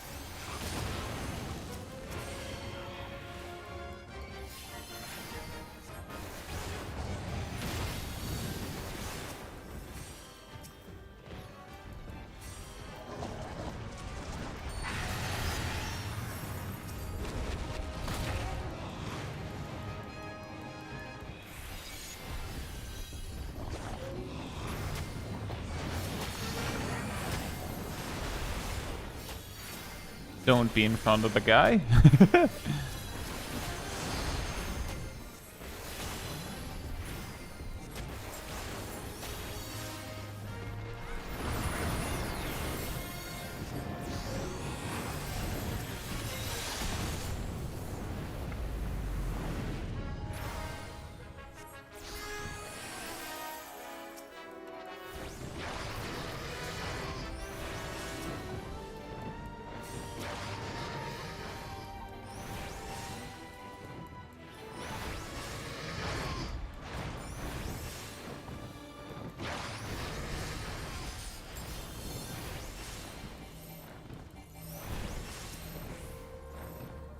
Oh, right. I can't do anything.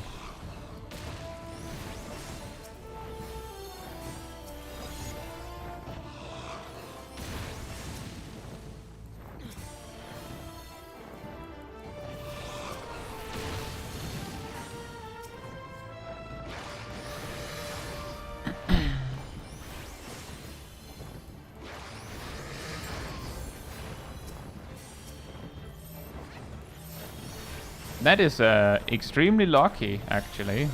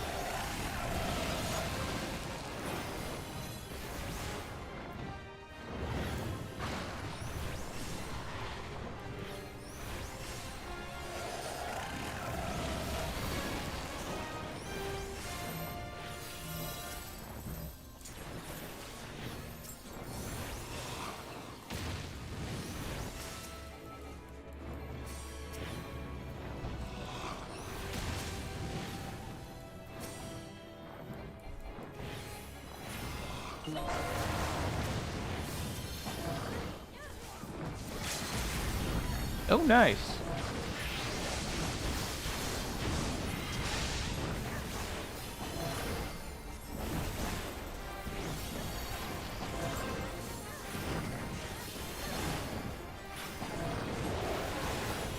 Oh boy.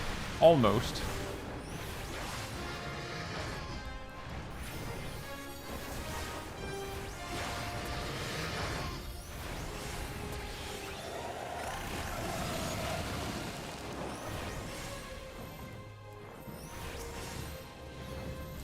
Monica, you need... Okay. Oh boy. I've been going this whole time thinking you're one hit away from dying. And you're just stuck with it. It's very scary.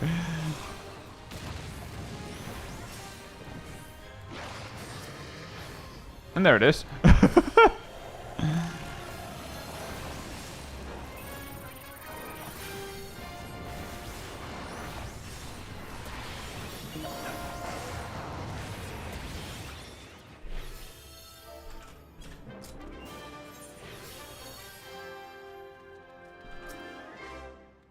We did it!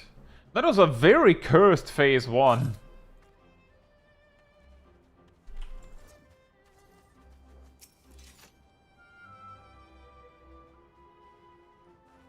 Hey, dead man. Hope you're doing well.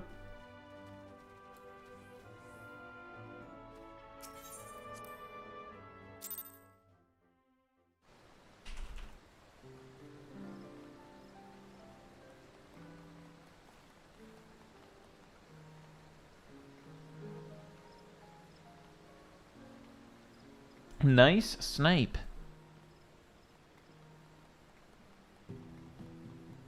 I will queue when it says 48.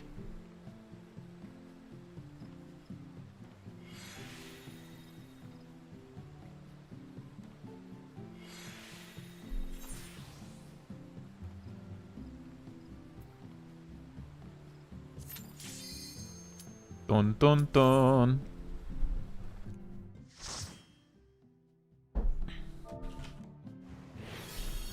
Ooh.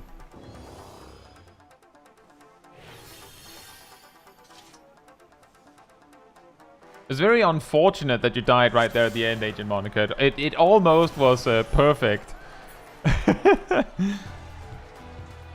Oh well.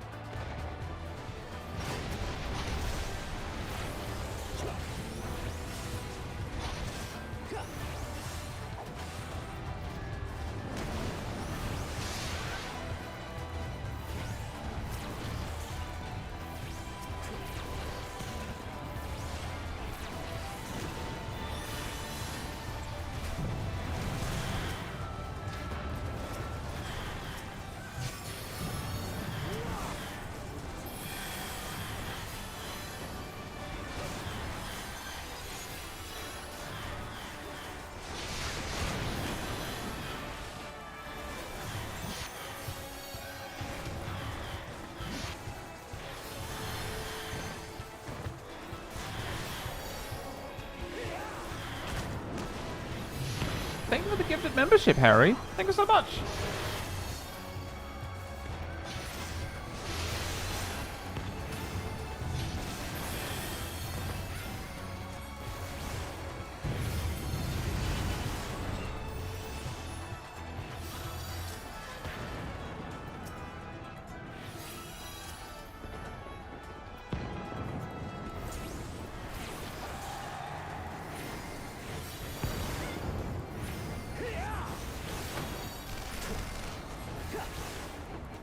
complex rotation.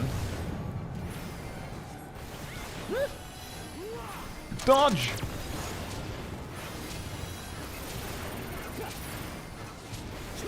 Means a lot, Harry. Thank you. You know, it's a good point, Regal Star. It's just the music just playing and there's just explosions and shooting everywhere.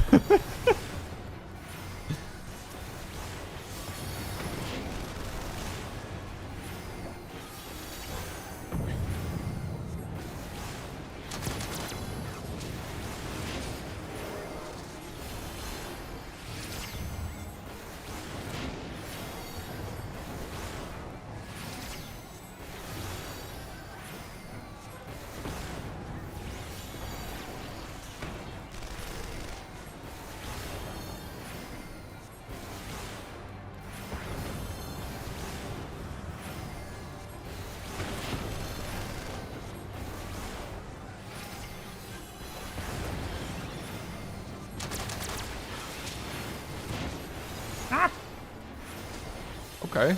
Apparently that counted as dodging. We take those? I guess.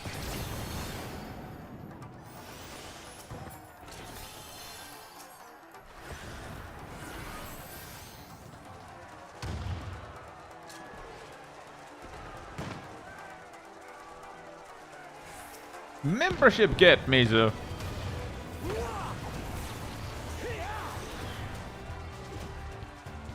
Yeah.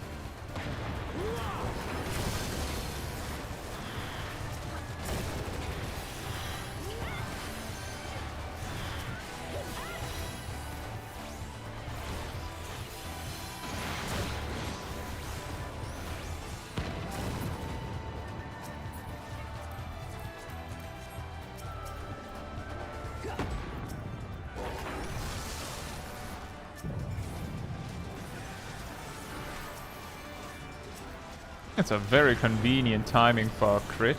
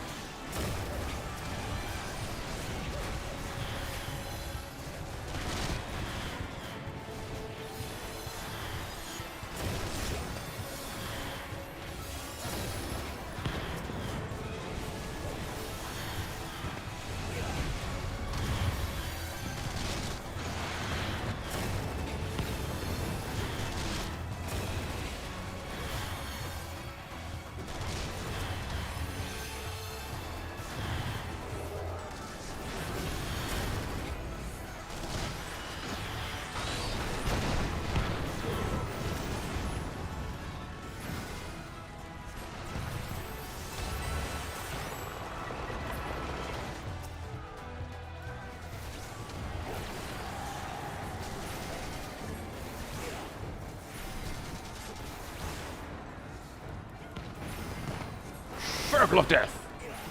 Meow.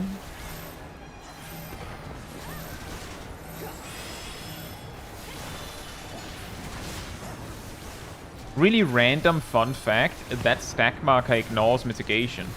Did you know?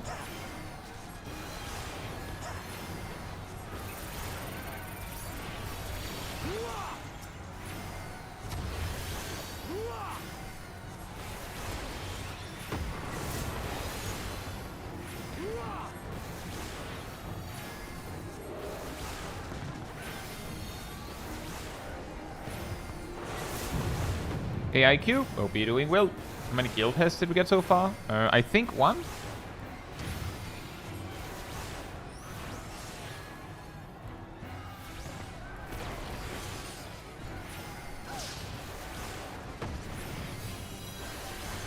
Now you may be wondering why I know that that stack marker ignores mitigation. The reason is that that makes it really hard to solo it as warrior synced.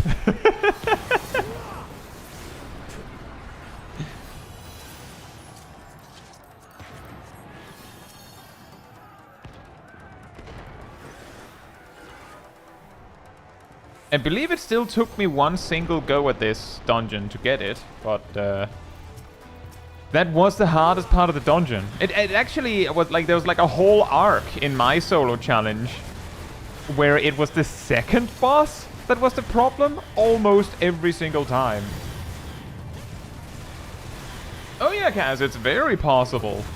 You just need enough HP to take it straight without mitigation.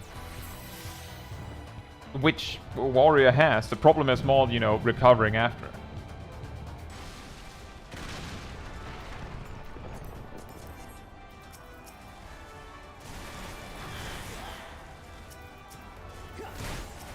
Yeah, it does not surprise me that it would give Wrath problems. As, you know, my way was just synced.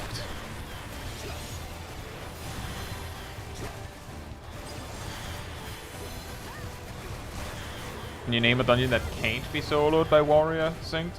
Yeah, as Miso says, Arth can't. That one doesn't work.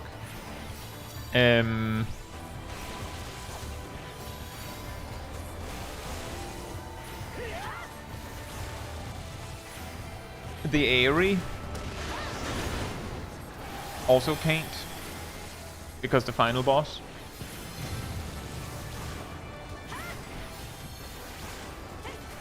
Fail Court can't, that's also true, Vince. You're doing well.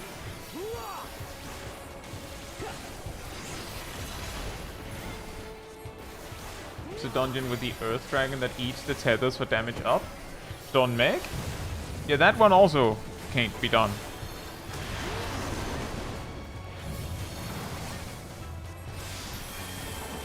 Also, Trace Metricon, Warrior cannot beat the DPS check on the second boss in Amarot. But Warrior can solo everything else in the dungeon. If it's worth anything. Do what, Bubomet?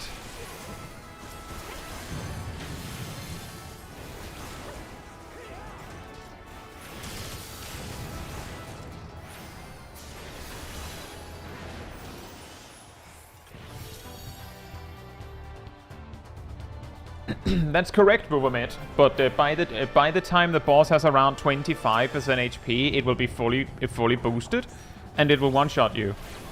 It's even a mild challenge for blue mages because it's a relatively tight check for a lone player. So I am relatively confident that if Wrath did it, he did not do it synced.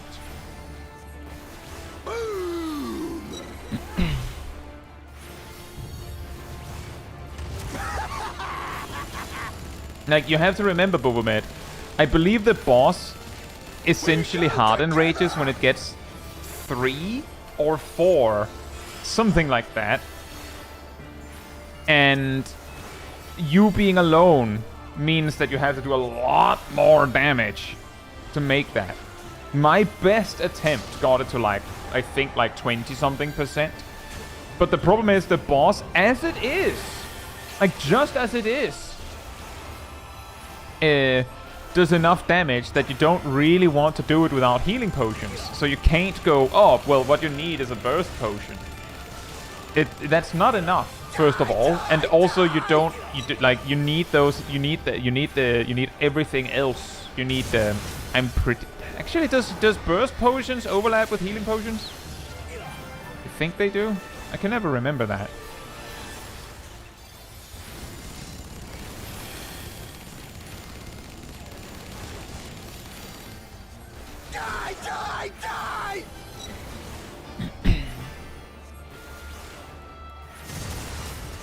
They do. A healing potion cooldown and burst potion cooldown, the gem drafts. We go together. Check this out. Whee! Oh, whoops. You did it on Paladin at level 92. That sounds about right. You just need a cool 19 level advantage, then you can do it.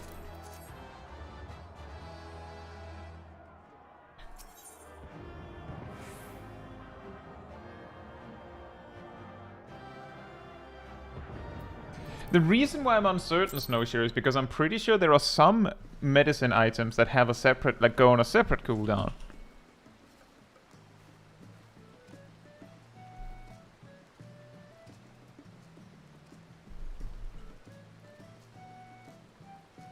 To be fair, what I meant to show, Caetsu, still happened. The problem is just that the proximity AoE placed a lot faster than I expected. Status cure potions, right. I believe, don't they share cooldown with things like the blinding potions and such? Thank you, Erdo. But yeah, exactly, I tried soloing the Aerie just to demonstrate that it can't be done. Synced.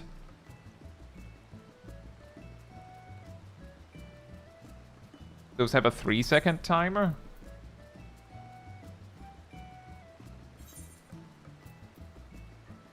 What do you mean? The 1.5 minute cooldowns and the 1 minute cooldowns?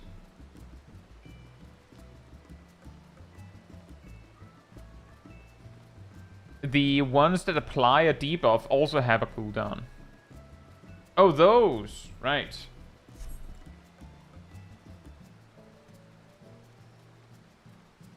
Right, I will be right back, and then we will continue. In the meantime, I'm at here restore.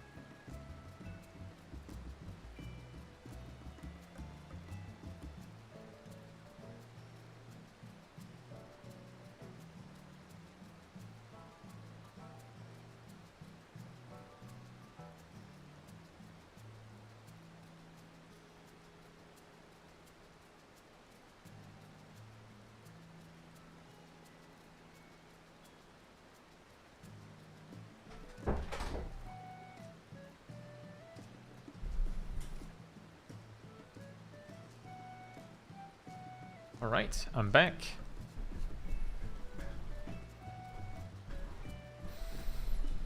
A funny thing in regards to the whole Wrath soloing stuff is my favorite bit on that is, I think the first few times I ran into that, because, you know, I have my solo challenge and he has a admittedly significantly harder one. But when I say insert encounter cannot be soloed synced, most of the time it's, I tried, you know, synced down from like from on high, and it was so out of possibility that it's like, yeah, it's not just, oh, just do your rotation better, or, oh, there's a trick to it. It's like, oh, yeah, you just need to do like 50% more damage. Then you've got it. It's not happening. Not synced. And the first few times I ran into the, well, Wrath did it synced, was Titan normal. Hasting error. No be doing well. The reason why I found that so funny was because people generally went, well, Wrath did it synced as Ninja. And the reason why it mattered that it was Ninja is because Ninja has Doton to, you know, break the jail they are stuck in while they are stuck in it. But there's a very, very, very obvious problem with the suggestion that he would have been able to do that synced.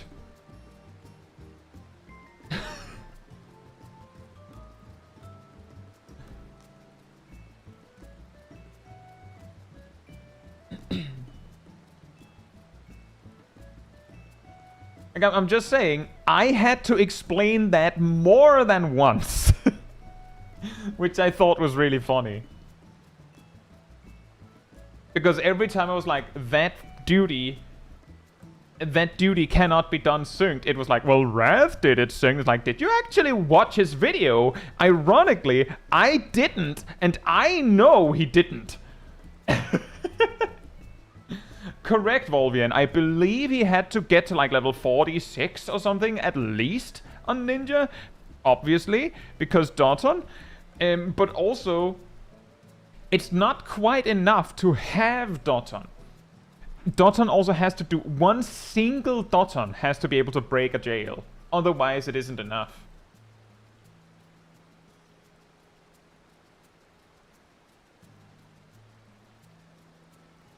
VX says, does returner status give you a higher chance of getting mentors if you queue? No, it does not.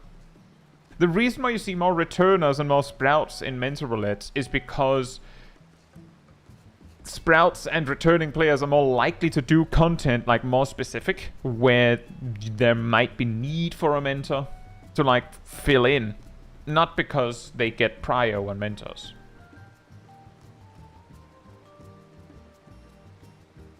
And yeah, exactly, Volvian.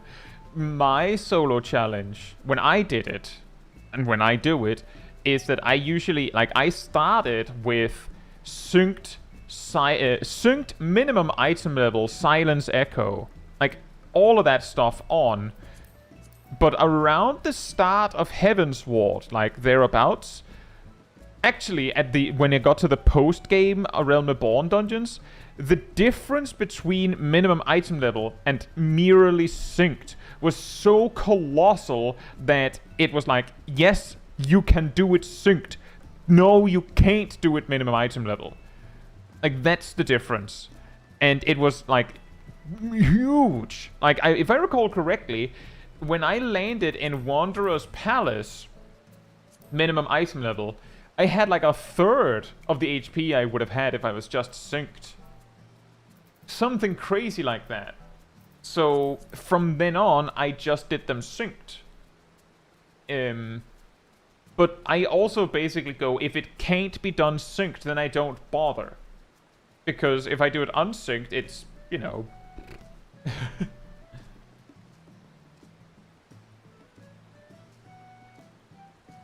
That had which difference, sorry, Kay? I will queue when it says 25.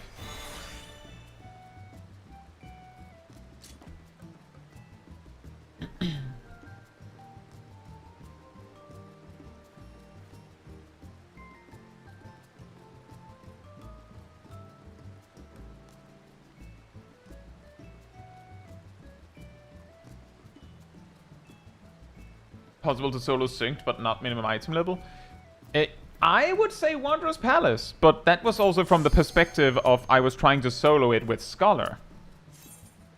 Specifically because it's like, yeah, if a tank is probably able to do it. So I generally tried to pick other things, tried to pick weird options, if I could.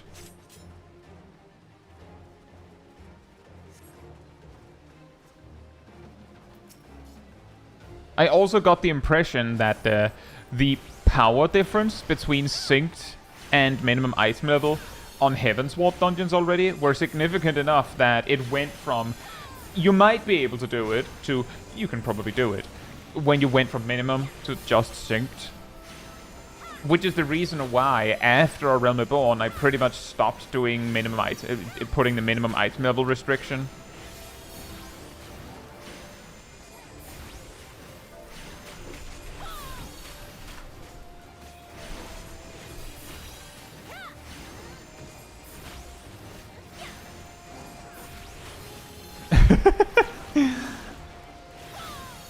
That's very nice. He was trying really hard.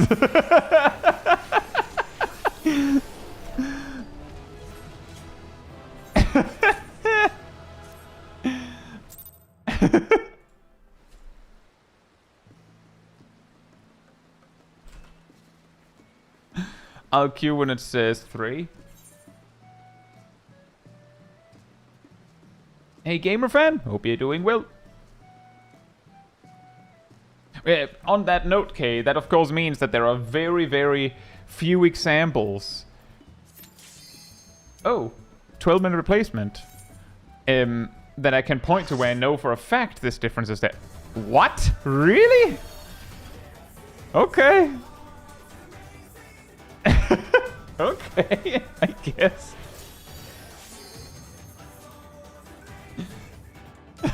Oh no.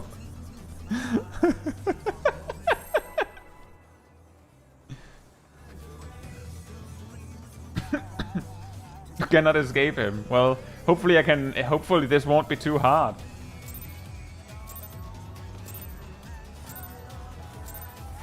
Let's begin, shall we? Can the challenger defeat the wolf in his own lair?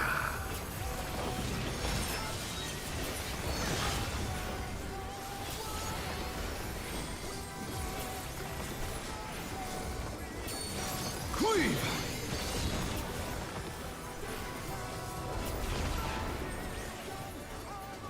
I wonder if you can keep up.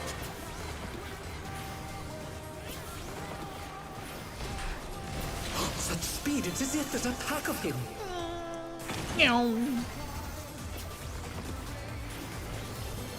Tweak. A stylish evasion, well done. Thank you.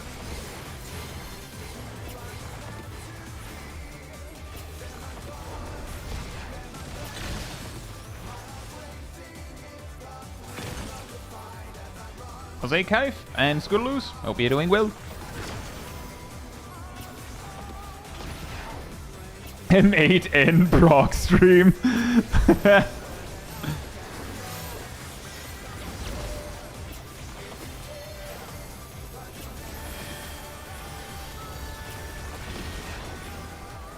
I do like toying with my prey.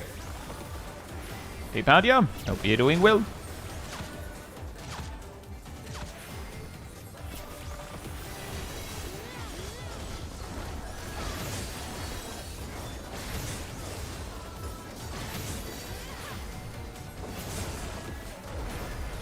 Can you fend off a pack of wolves?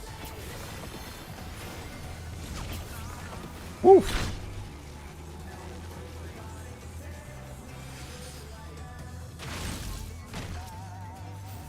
I'm going to be mostly not bothering to use my shield options because we have a sage who was way more likely to just send it. Oop. The challenger's down! Is this the end?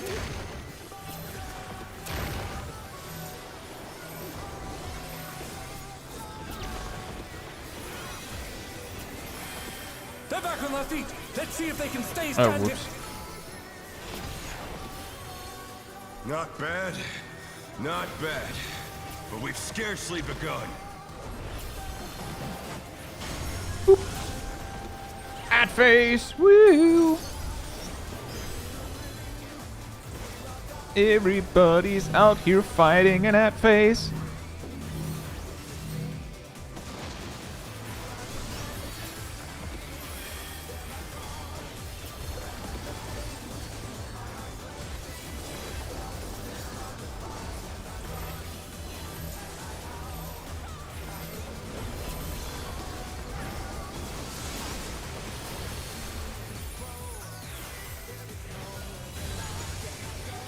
Fear my biting wings!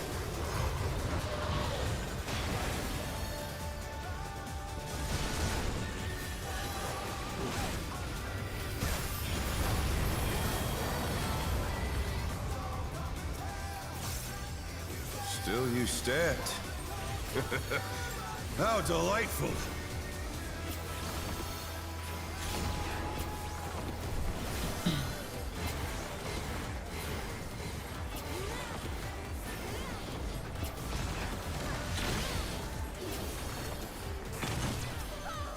Oh.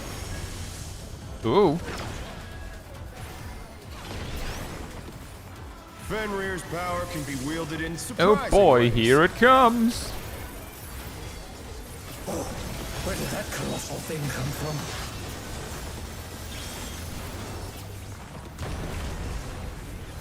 He's Oh. the Colossus to the sword.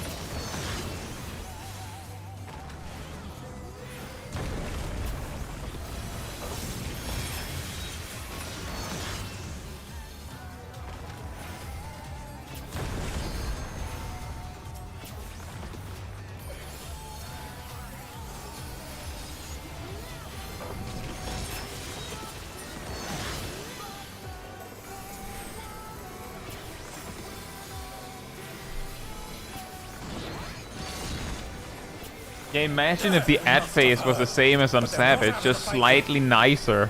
Like, just slightly more lenient. That would be insane.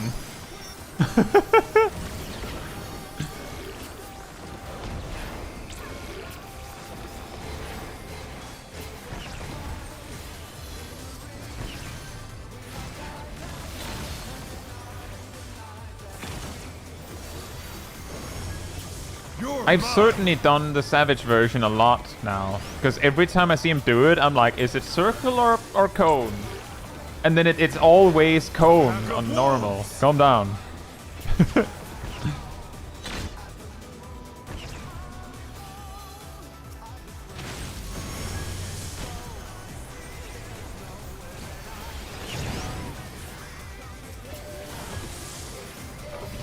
Was the tank just hanging out in the... I think there are multiple players just hanging out in the goop, just partying it up.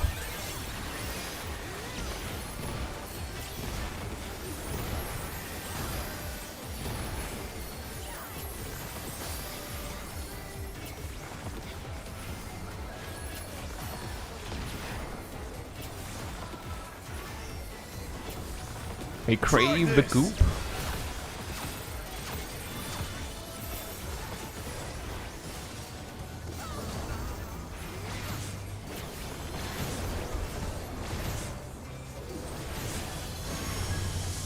Oh no, that was too much for the challenger.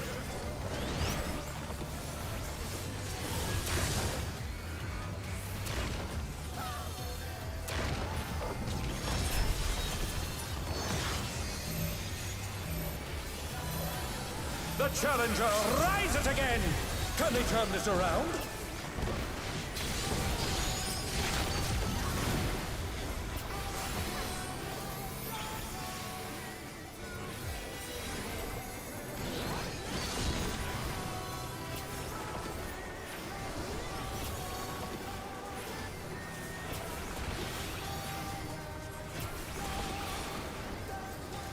I realized at the end, I didn't even get to use my Seraphism. It's all over. Until next time.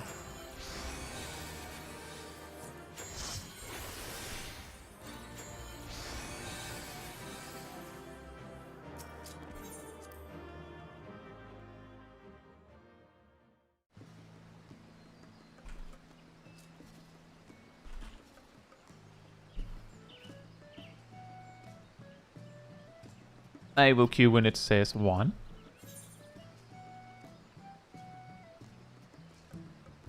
You die to the proximity damage as warrior. I mean, you shouldn't stand there unless you have an invuln.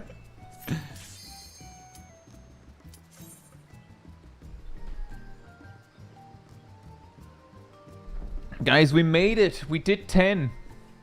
We managed to do 10 in time.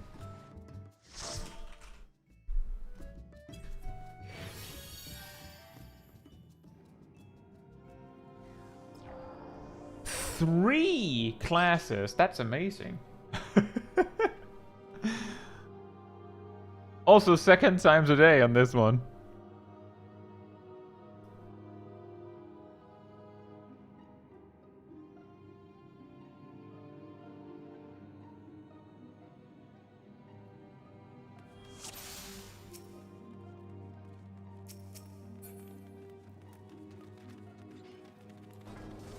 Hey Flims, hope you're doing well. It does appear that the tank may be more experienced. I don't know what it is that tells me that. I have a hunch.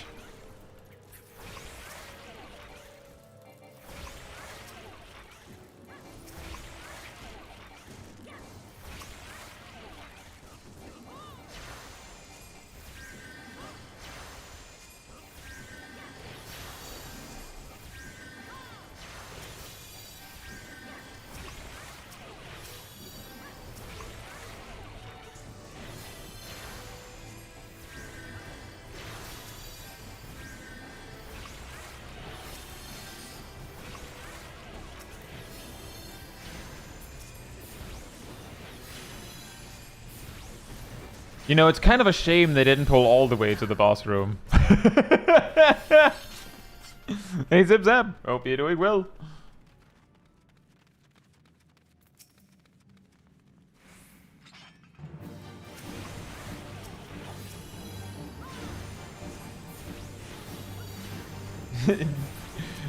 JG just going, yeah.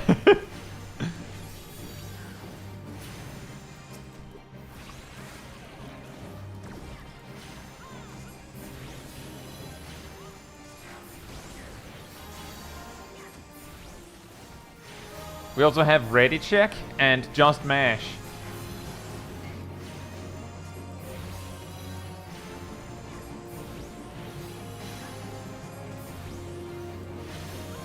Ooh, nice stun.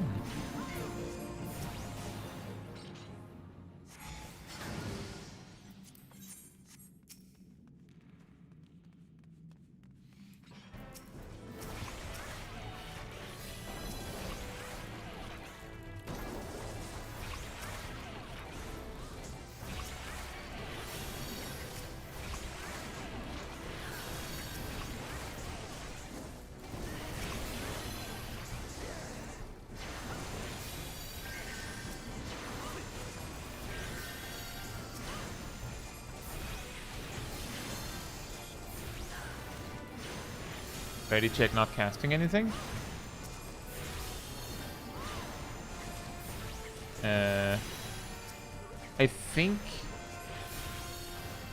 I think they're applying thunder to a lot of things.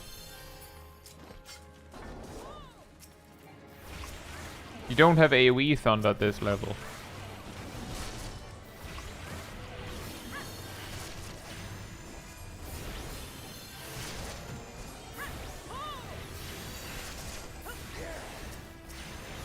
Wait.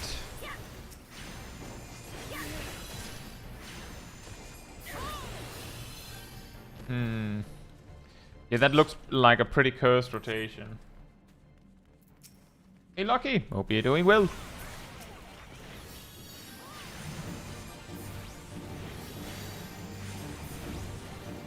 I realized that they were casting multiple thunders, but only on one thing.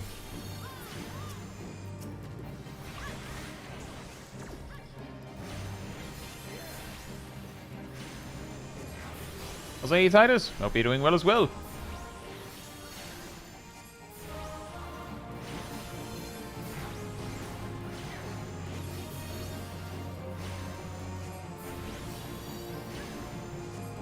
Yeah, it is worth pointing out that if the cast ends at around this point, that's the slide cast.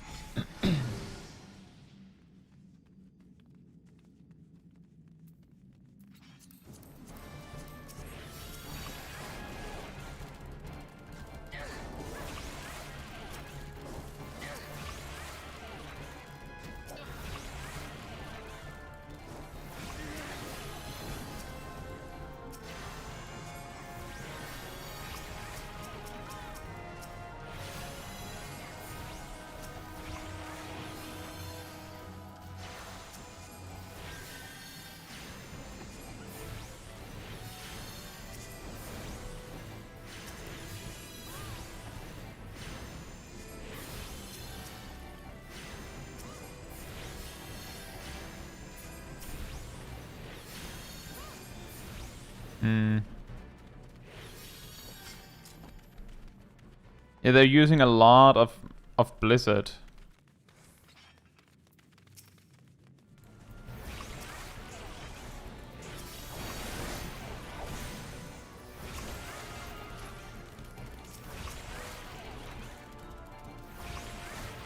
At this level, I'm personally still of the preference of letting them have a chance to figure it out themselves.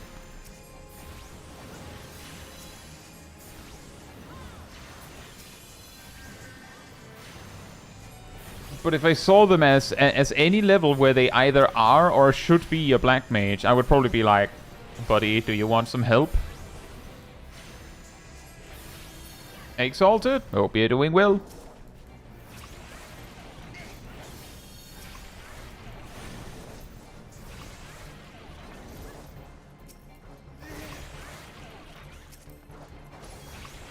Would we call this Thunder Mage?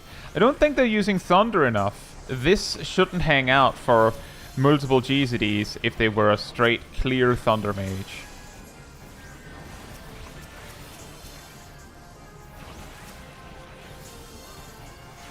I'm doing alright myself. Did they? They just used sleep.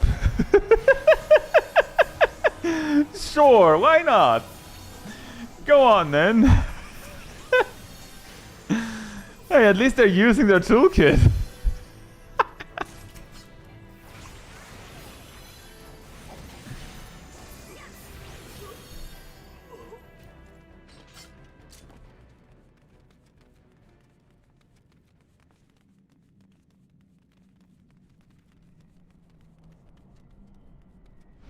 Pacifist mage. I'm not sure. It looks like the thing is they're stopping and starting a lot of casts. I think that that was a thunder. Right.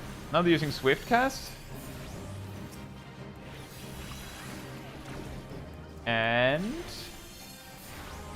I think that was a fire 1.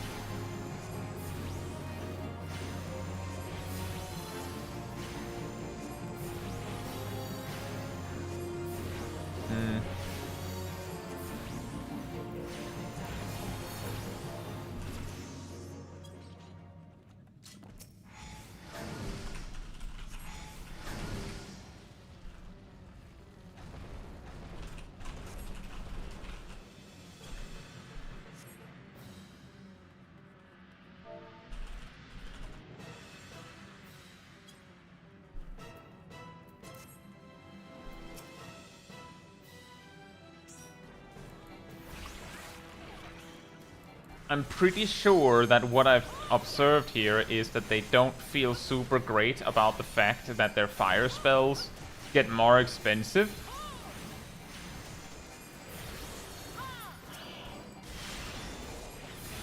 When they're, you know, in Astral Fire. I think that's what's tripping them up. Is that they get into Astral Fire and then they see that the cost increases. That is weird. The fact they did it perfectly centered on the boss is also really strange.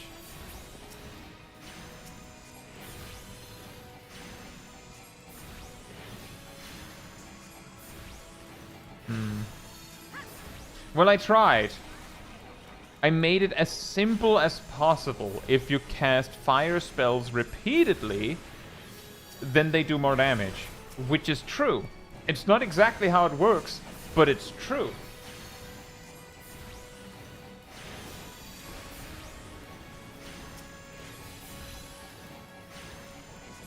Maybe they'll reflect on it later. That's true. At least I gave them some information. That they might be like, oh, really? Might look it up. Or read their tooltips more strictly.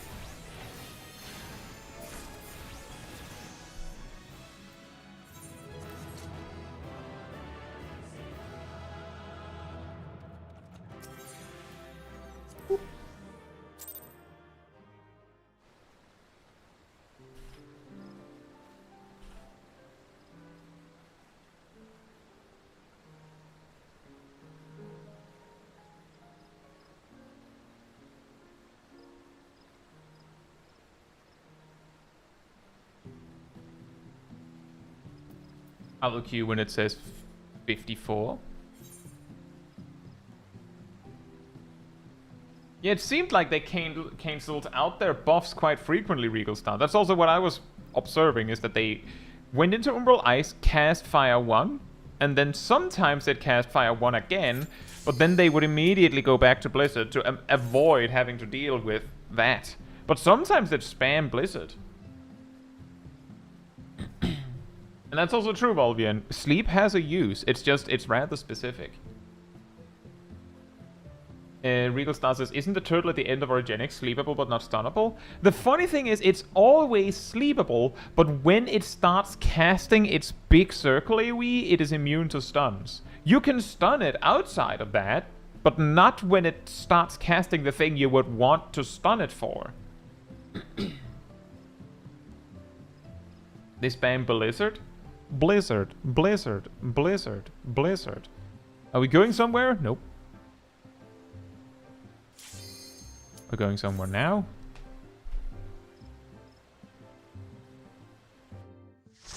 Where do we go now? We go to Bismarck Extreme. Oh boy.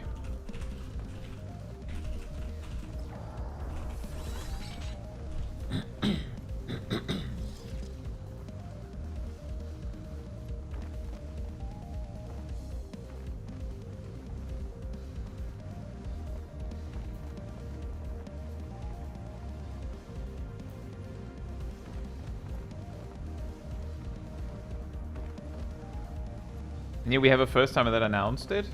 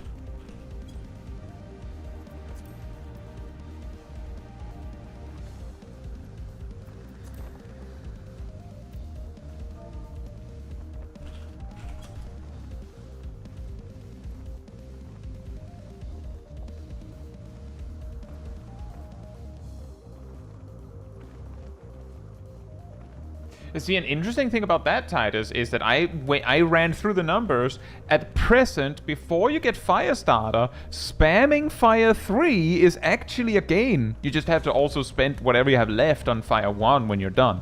But it's actually a gain. It's mega cursed. But there's this very specific level range where it is a gain.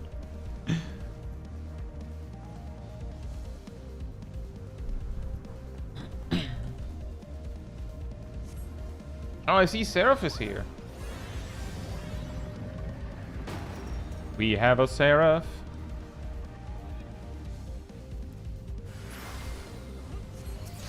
Oh, I just realized that we already had barriers.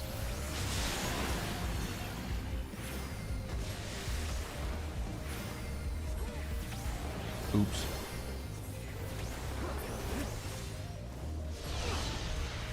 More barrier! Wink. Rats, K.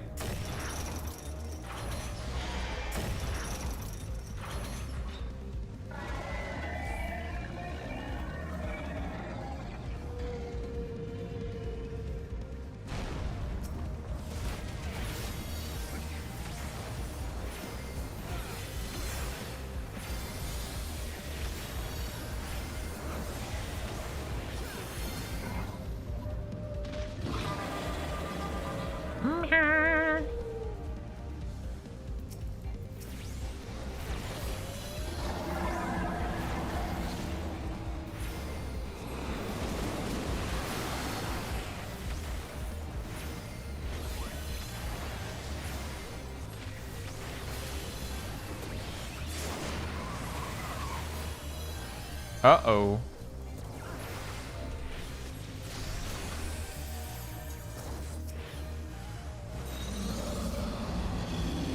Oh no. Both tanks are running around.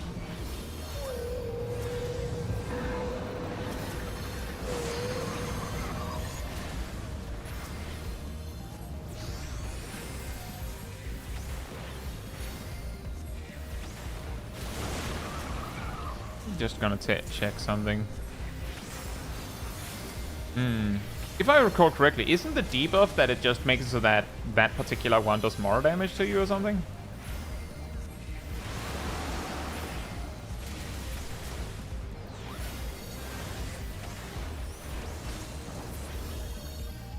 I'm guessing what went wrong is that the wrong tanks got the wrong debuffs, so the more knowledgeable tank tried to do a tank switch.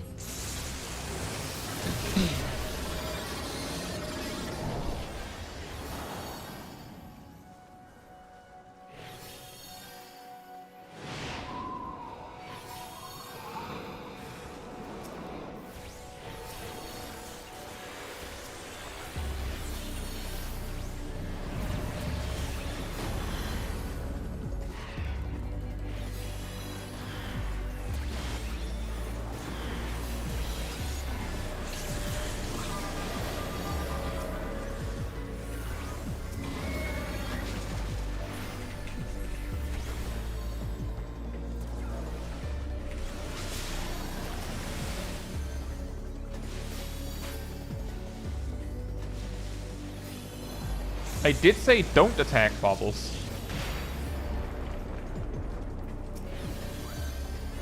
Well.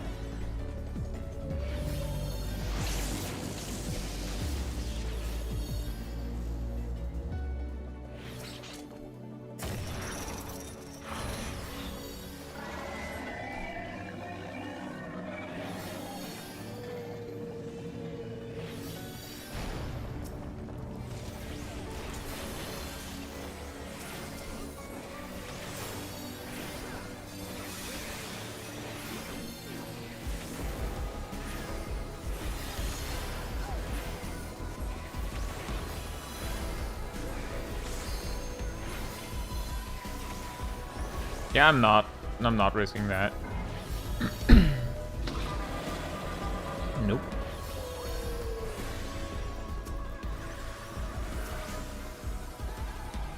I think we both risked the tank there. Ugh.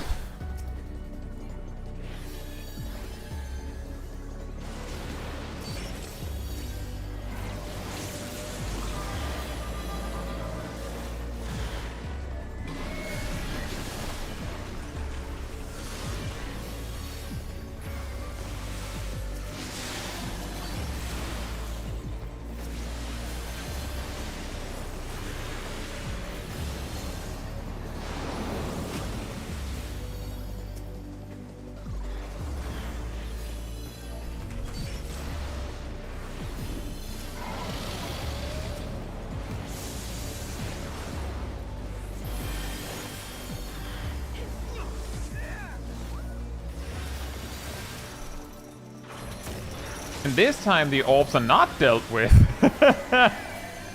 Or the one where you distinctly have to deal with them.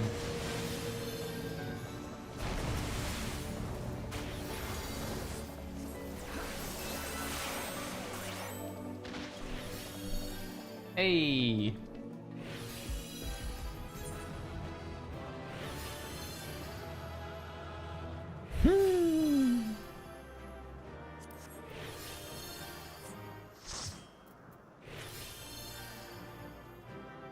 Here's a funny little, quote-unquote, behind-the-scenes detail here. The Black Mage set LB2 while we were on the back of the boss. But we didn't have an LB2. So I'm guessing either no one saw at all or no one reacted because, well, we don't have LB2. And by the time we had LB2, it was like a little dicey already. Although no one noticed, like, you know, 3 of the DPS died, including the one asking for it and both of the melees. But we might have been able to skip that if LB2 had been sent the moment we had it. I just thought it was funny that LB2 was requested.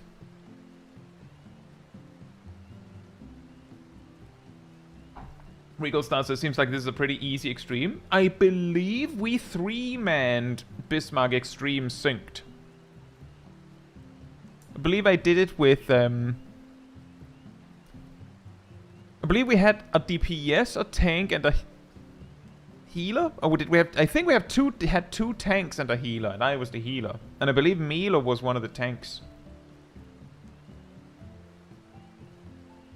I think we had some echo, but let's just say, yeah, it's for Heavensward? Yeah, it's pretty easy.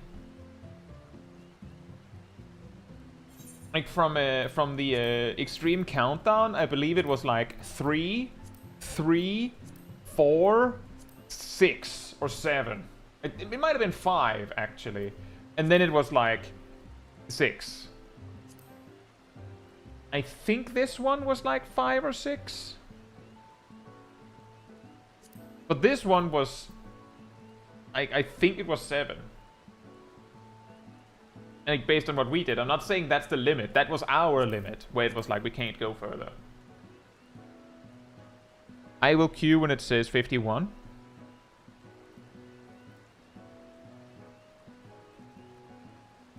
One last one for the road. In before it's a really long one.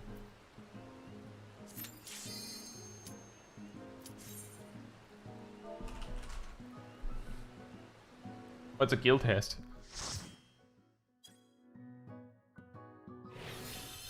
Oh, Brave Flux Longstop. Sure.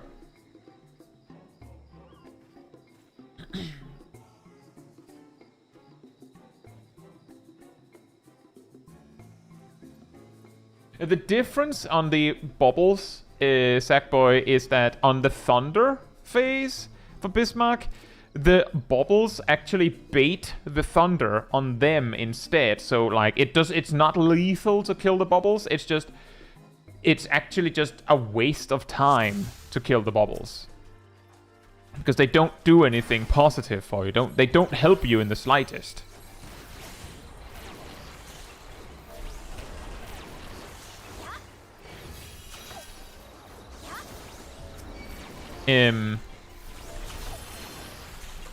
I did not mean to do that.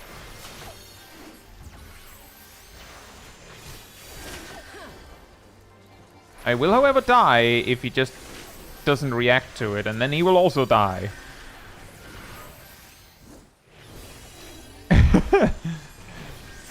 The danger of considering... I don't think that was what he was doing. I think he was just thinking about what to do. If you pull your tank, the healer... Okay, well, you die too, then.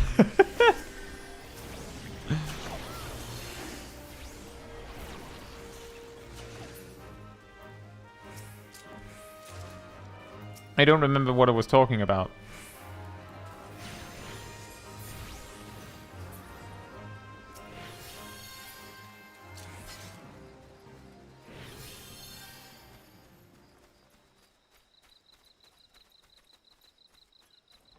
Oh, right, the bubbles. On the wind mode, the reason why you kill the bubbles in the first place is that they just hit with like a little AoE on a nearby player to them, and the bubbles are placed right next to the dragon killers. So if you don't kill them, then like as you run over to the dragon killer, they'll be like meep, and they just interrupt you with the attack. Which can cause like your opportunity to lapse, and then you miss the chance.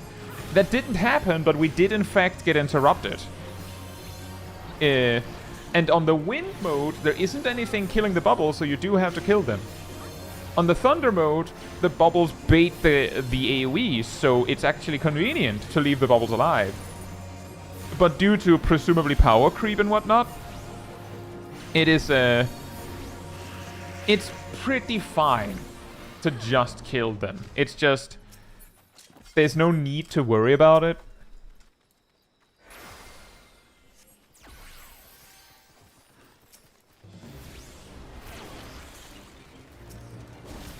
So it was just really funny that specifically on the Thunder phase, where the bubbles can be perfectly ignored, they just got destroyed. Just immediately annihilated. Just as I was like, even though I said don't kill them. And then on the wind phase, where you really, really want to make sure they're killed, because we had deaths, presumably, we didn't really have the excess to get them down.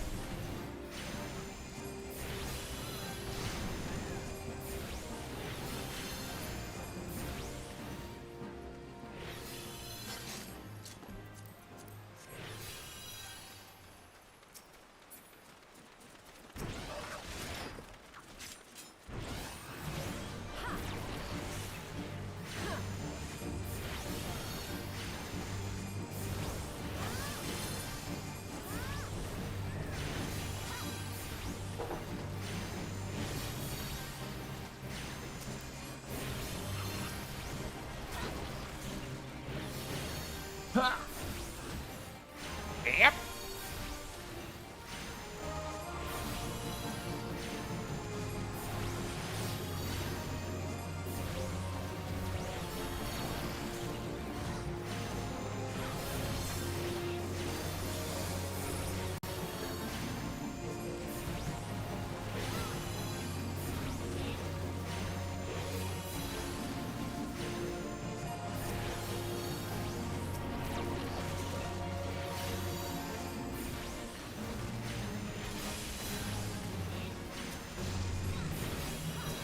Likewise, this sometimes a player puts an ignore mark on them and a DPS will go for them anyway. Oh yeah. And to be fair, even though the ignore mark is, you know, a big like no sign, like a stop sign with a 1 on it, it also makes something stand out really badly. And for a lot of players, they don't even see the stop sign. They see a sign. Just a sign. And then just process this is an important thing. Exactly, feels like a big red marker.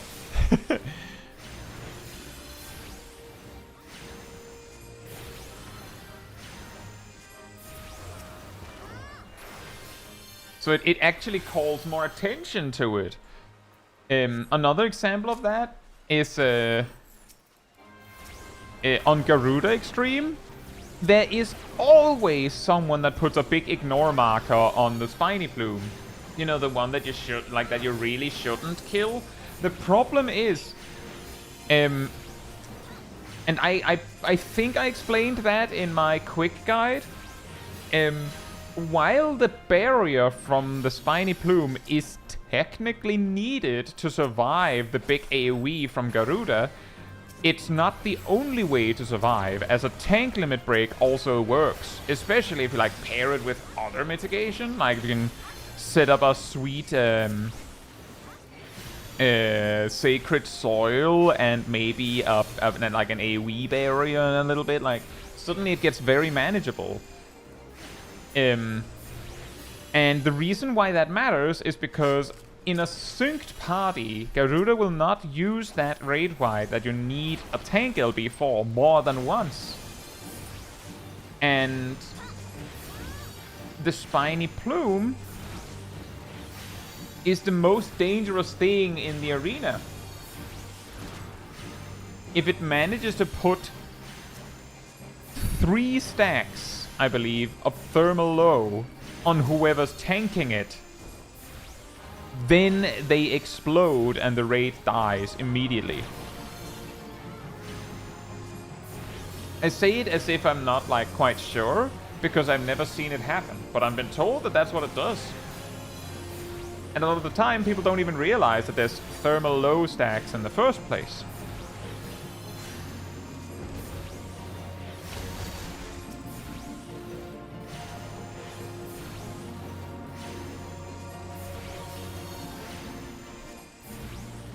I've seen DPS go for the gastric bubble on Severals with that ignore marker. Oh yeah, that's another one where people always put an ignore marker. Yeah, we're investigating the palm trees.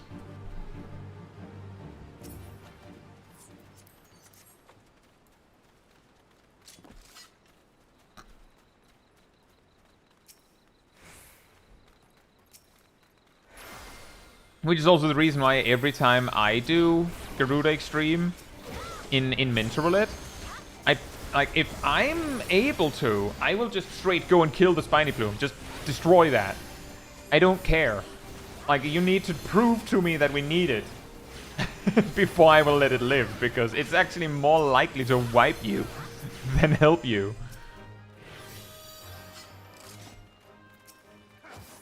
Like, at least when handled by someone that doesn't know. When we did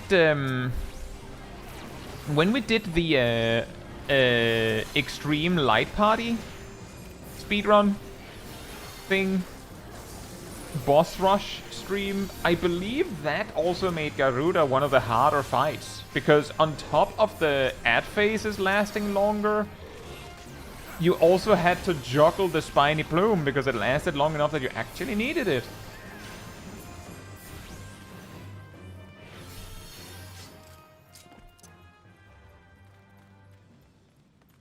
So, Goblin. Goblin.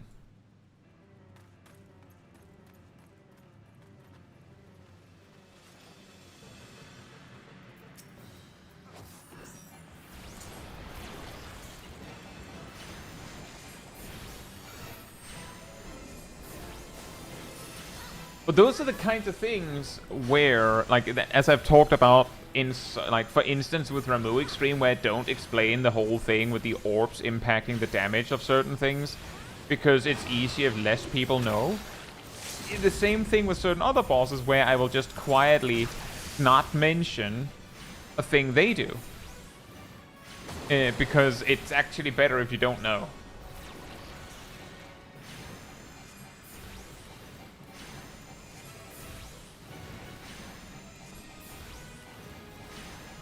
Doesn't Bart have Wind Bite by now? I'm a little confused. Huh? Wind Bite, Doko?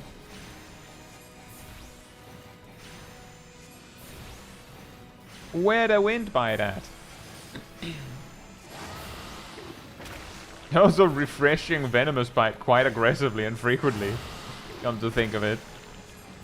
Might not have done the quest. I'm pretty sure Wind Bite is given by the quest that unlocks the Bard quest. And it's a Bard. It's a Bard. So...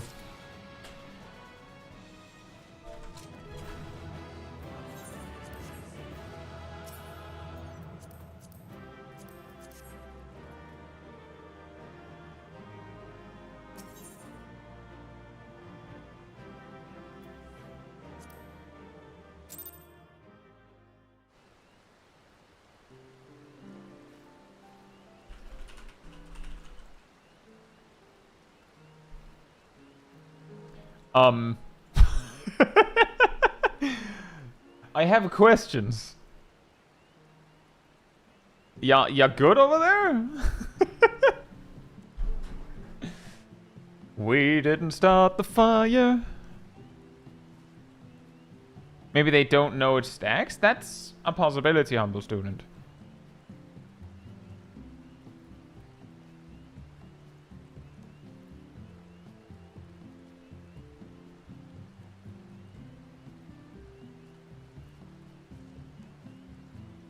We did Susaku Extreme and got a mount, so we all used ours.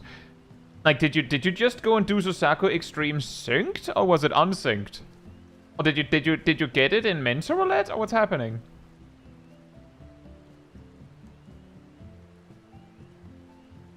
Unsynced, okay. If you had gotten Susaku Extreme synced, cleared it successfully, and someone got a mount, meanwhile I'm over here doing Brave Vlogs long stop, man.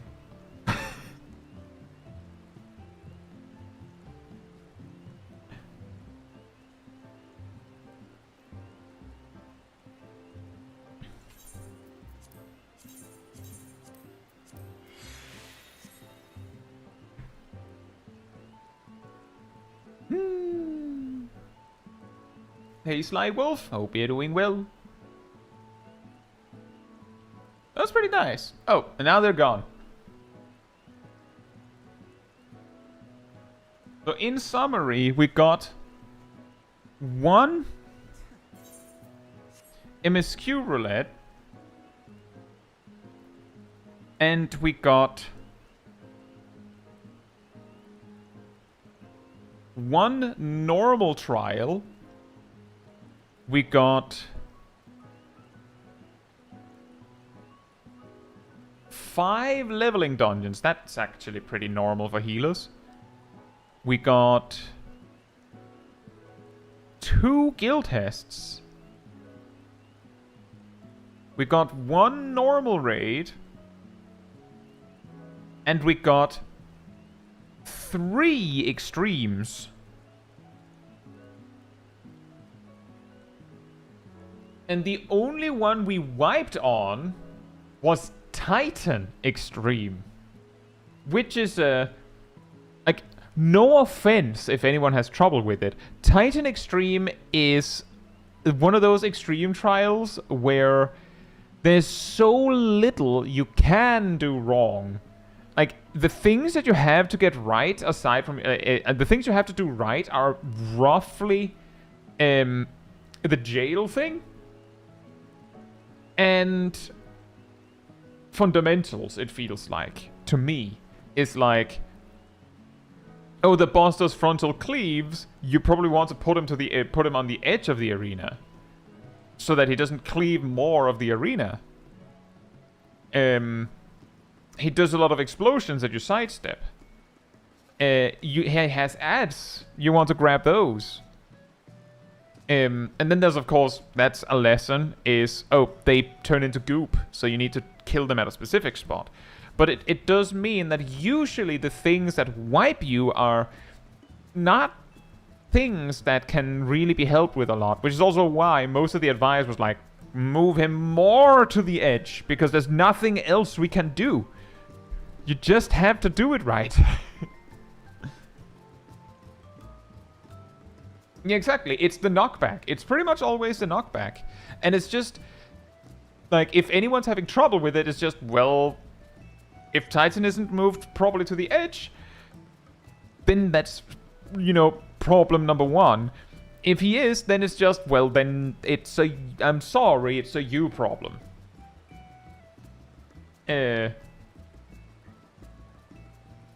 Which makes it pretty rough.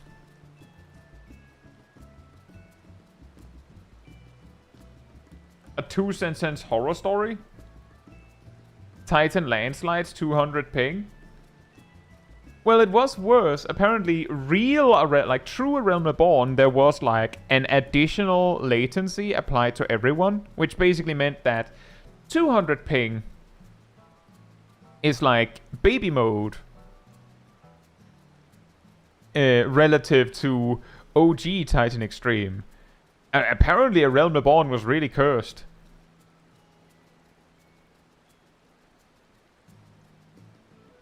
But yeah, Titan Extreme on a latency also sounds very cursed.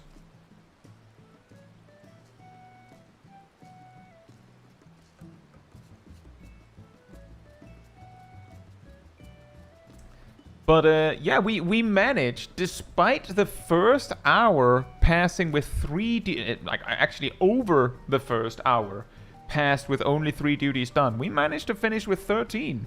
It's pretty good. Now, cases, I just remember landslides being like almost impossible for me back in Stormblood, but they're fairly easy nowadays for some reason. There's a very real possibility that you just got better. Like, legitimately. Because I'm pretty sure that they didn't, like... There's 2 things to that. The first one is, like, if the problem was actually the landslides themselves, like, dodging them. Since Stormblood, nothing really has changed there, unless, like, your personal ping has changed. The other thing is there has been 1 change since Stormblood.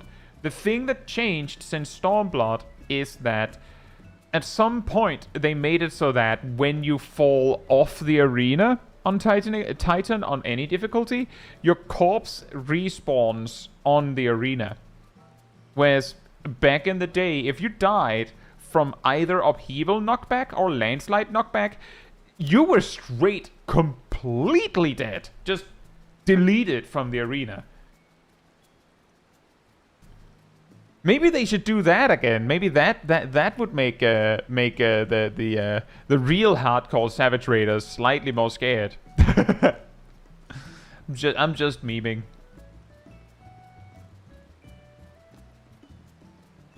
I'm going to say, Kay, that when you get better at games, it does have the effect of feeling like things are going slower now, like as if you have more time, because you just like you know how to deal with it.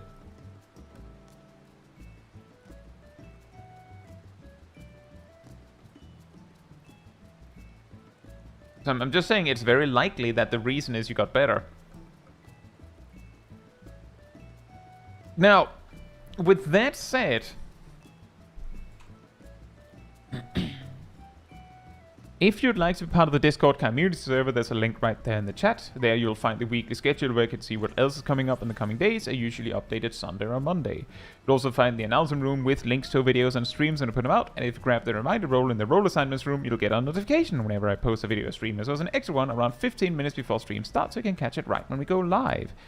And if you'd like to support the channel even more directly, you can become a member, you can sub, you can use the cheers and the super chats and all that goodness. If you don't like any of that, there's also the Ko-Fi link out. I'll post it right there in the chat. It all helps support me and the channel directly so I can focus on doing stuff like this with all of you. So thank you so much for the support. But that'll be it from me tonight. So good night, good morning, afternoon, or evening, depending on where you are in the world. And I hope to see you all very soon. Bye bye.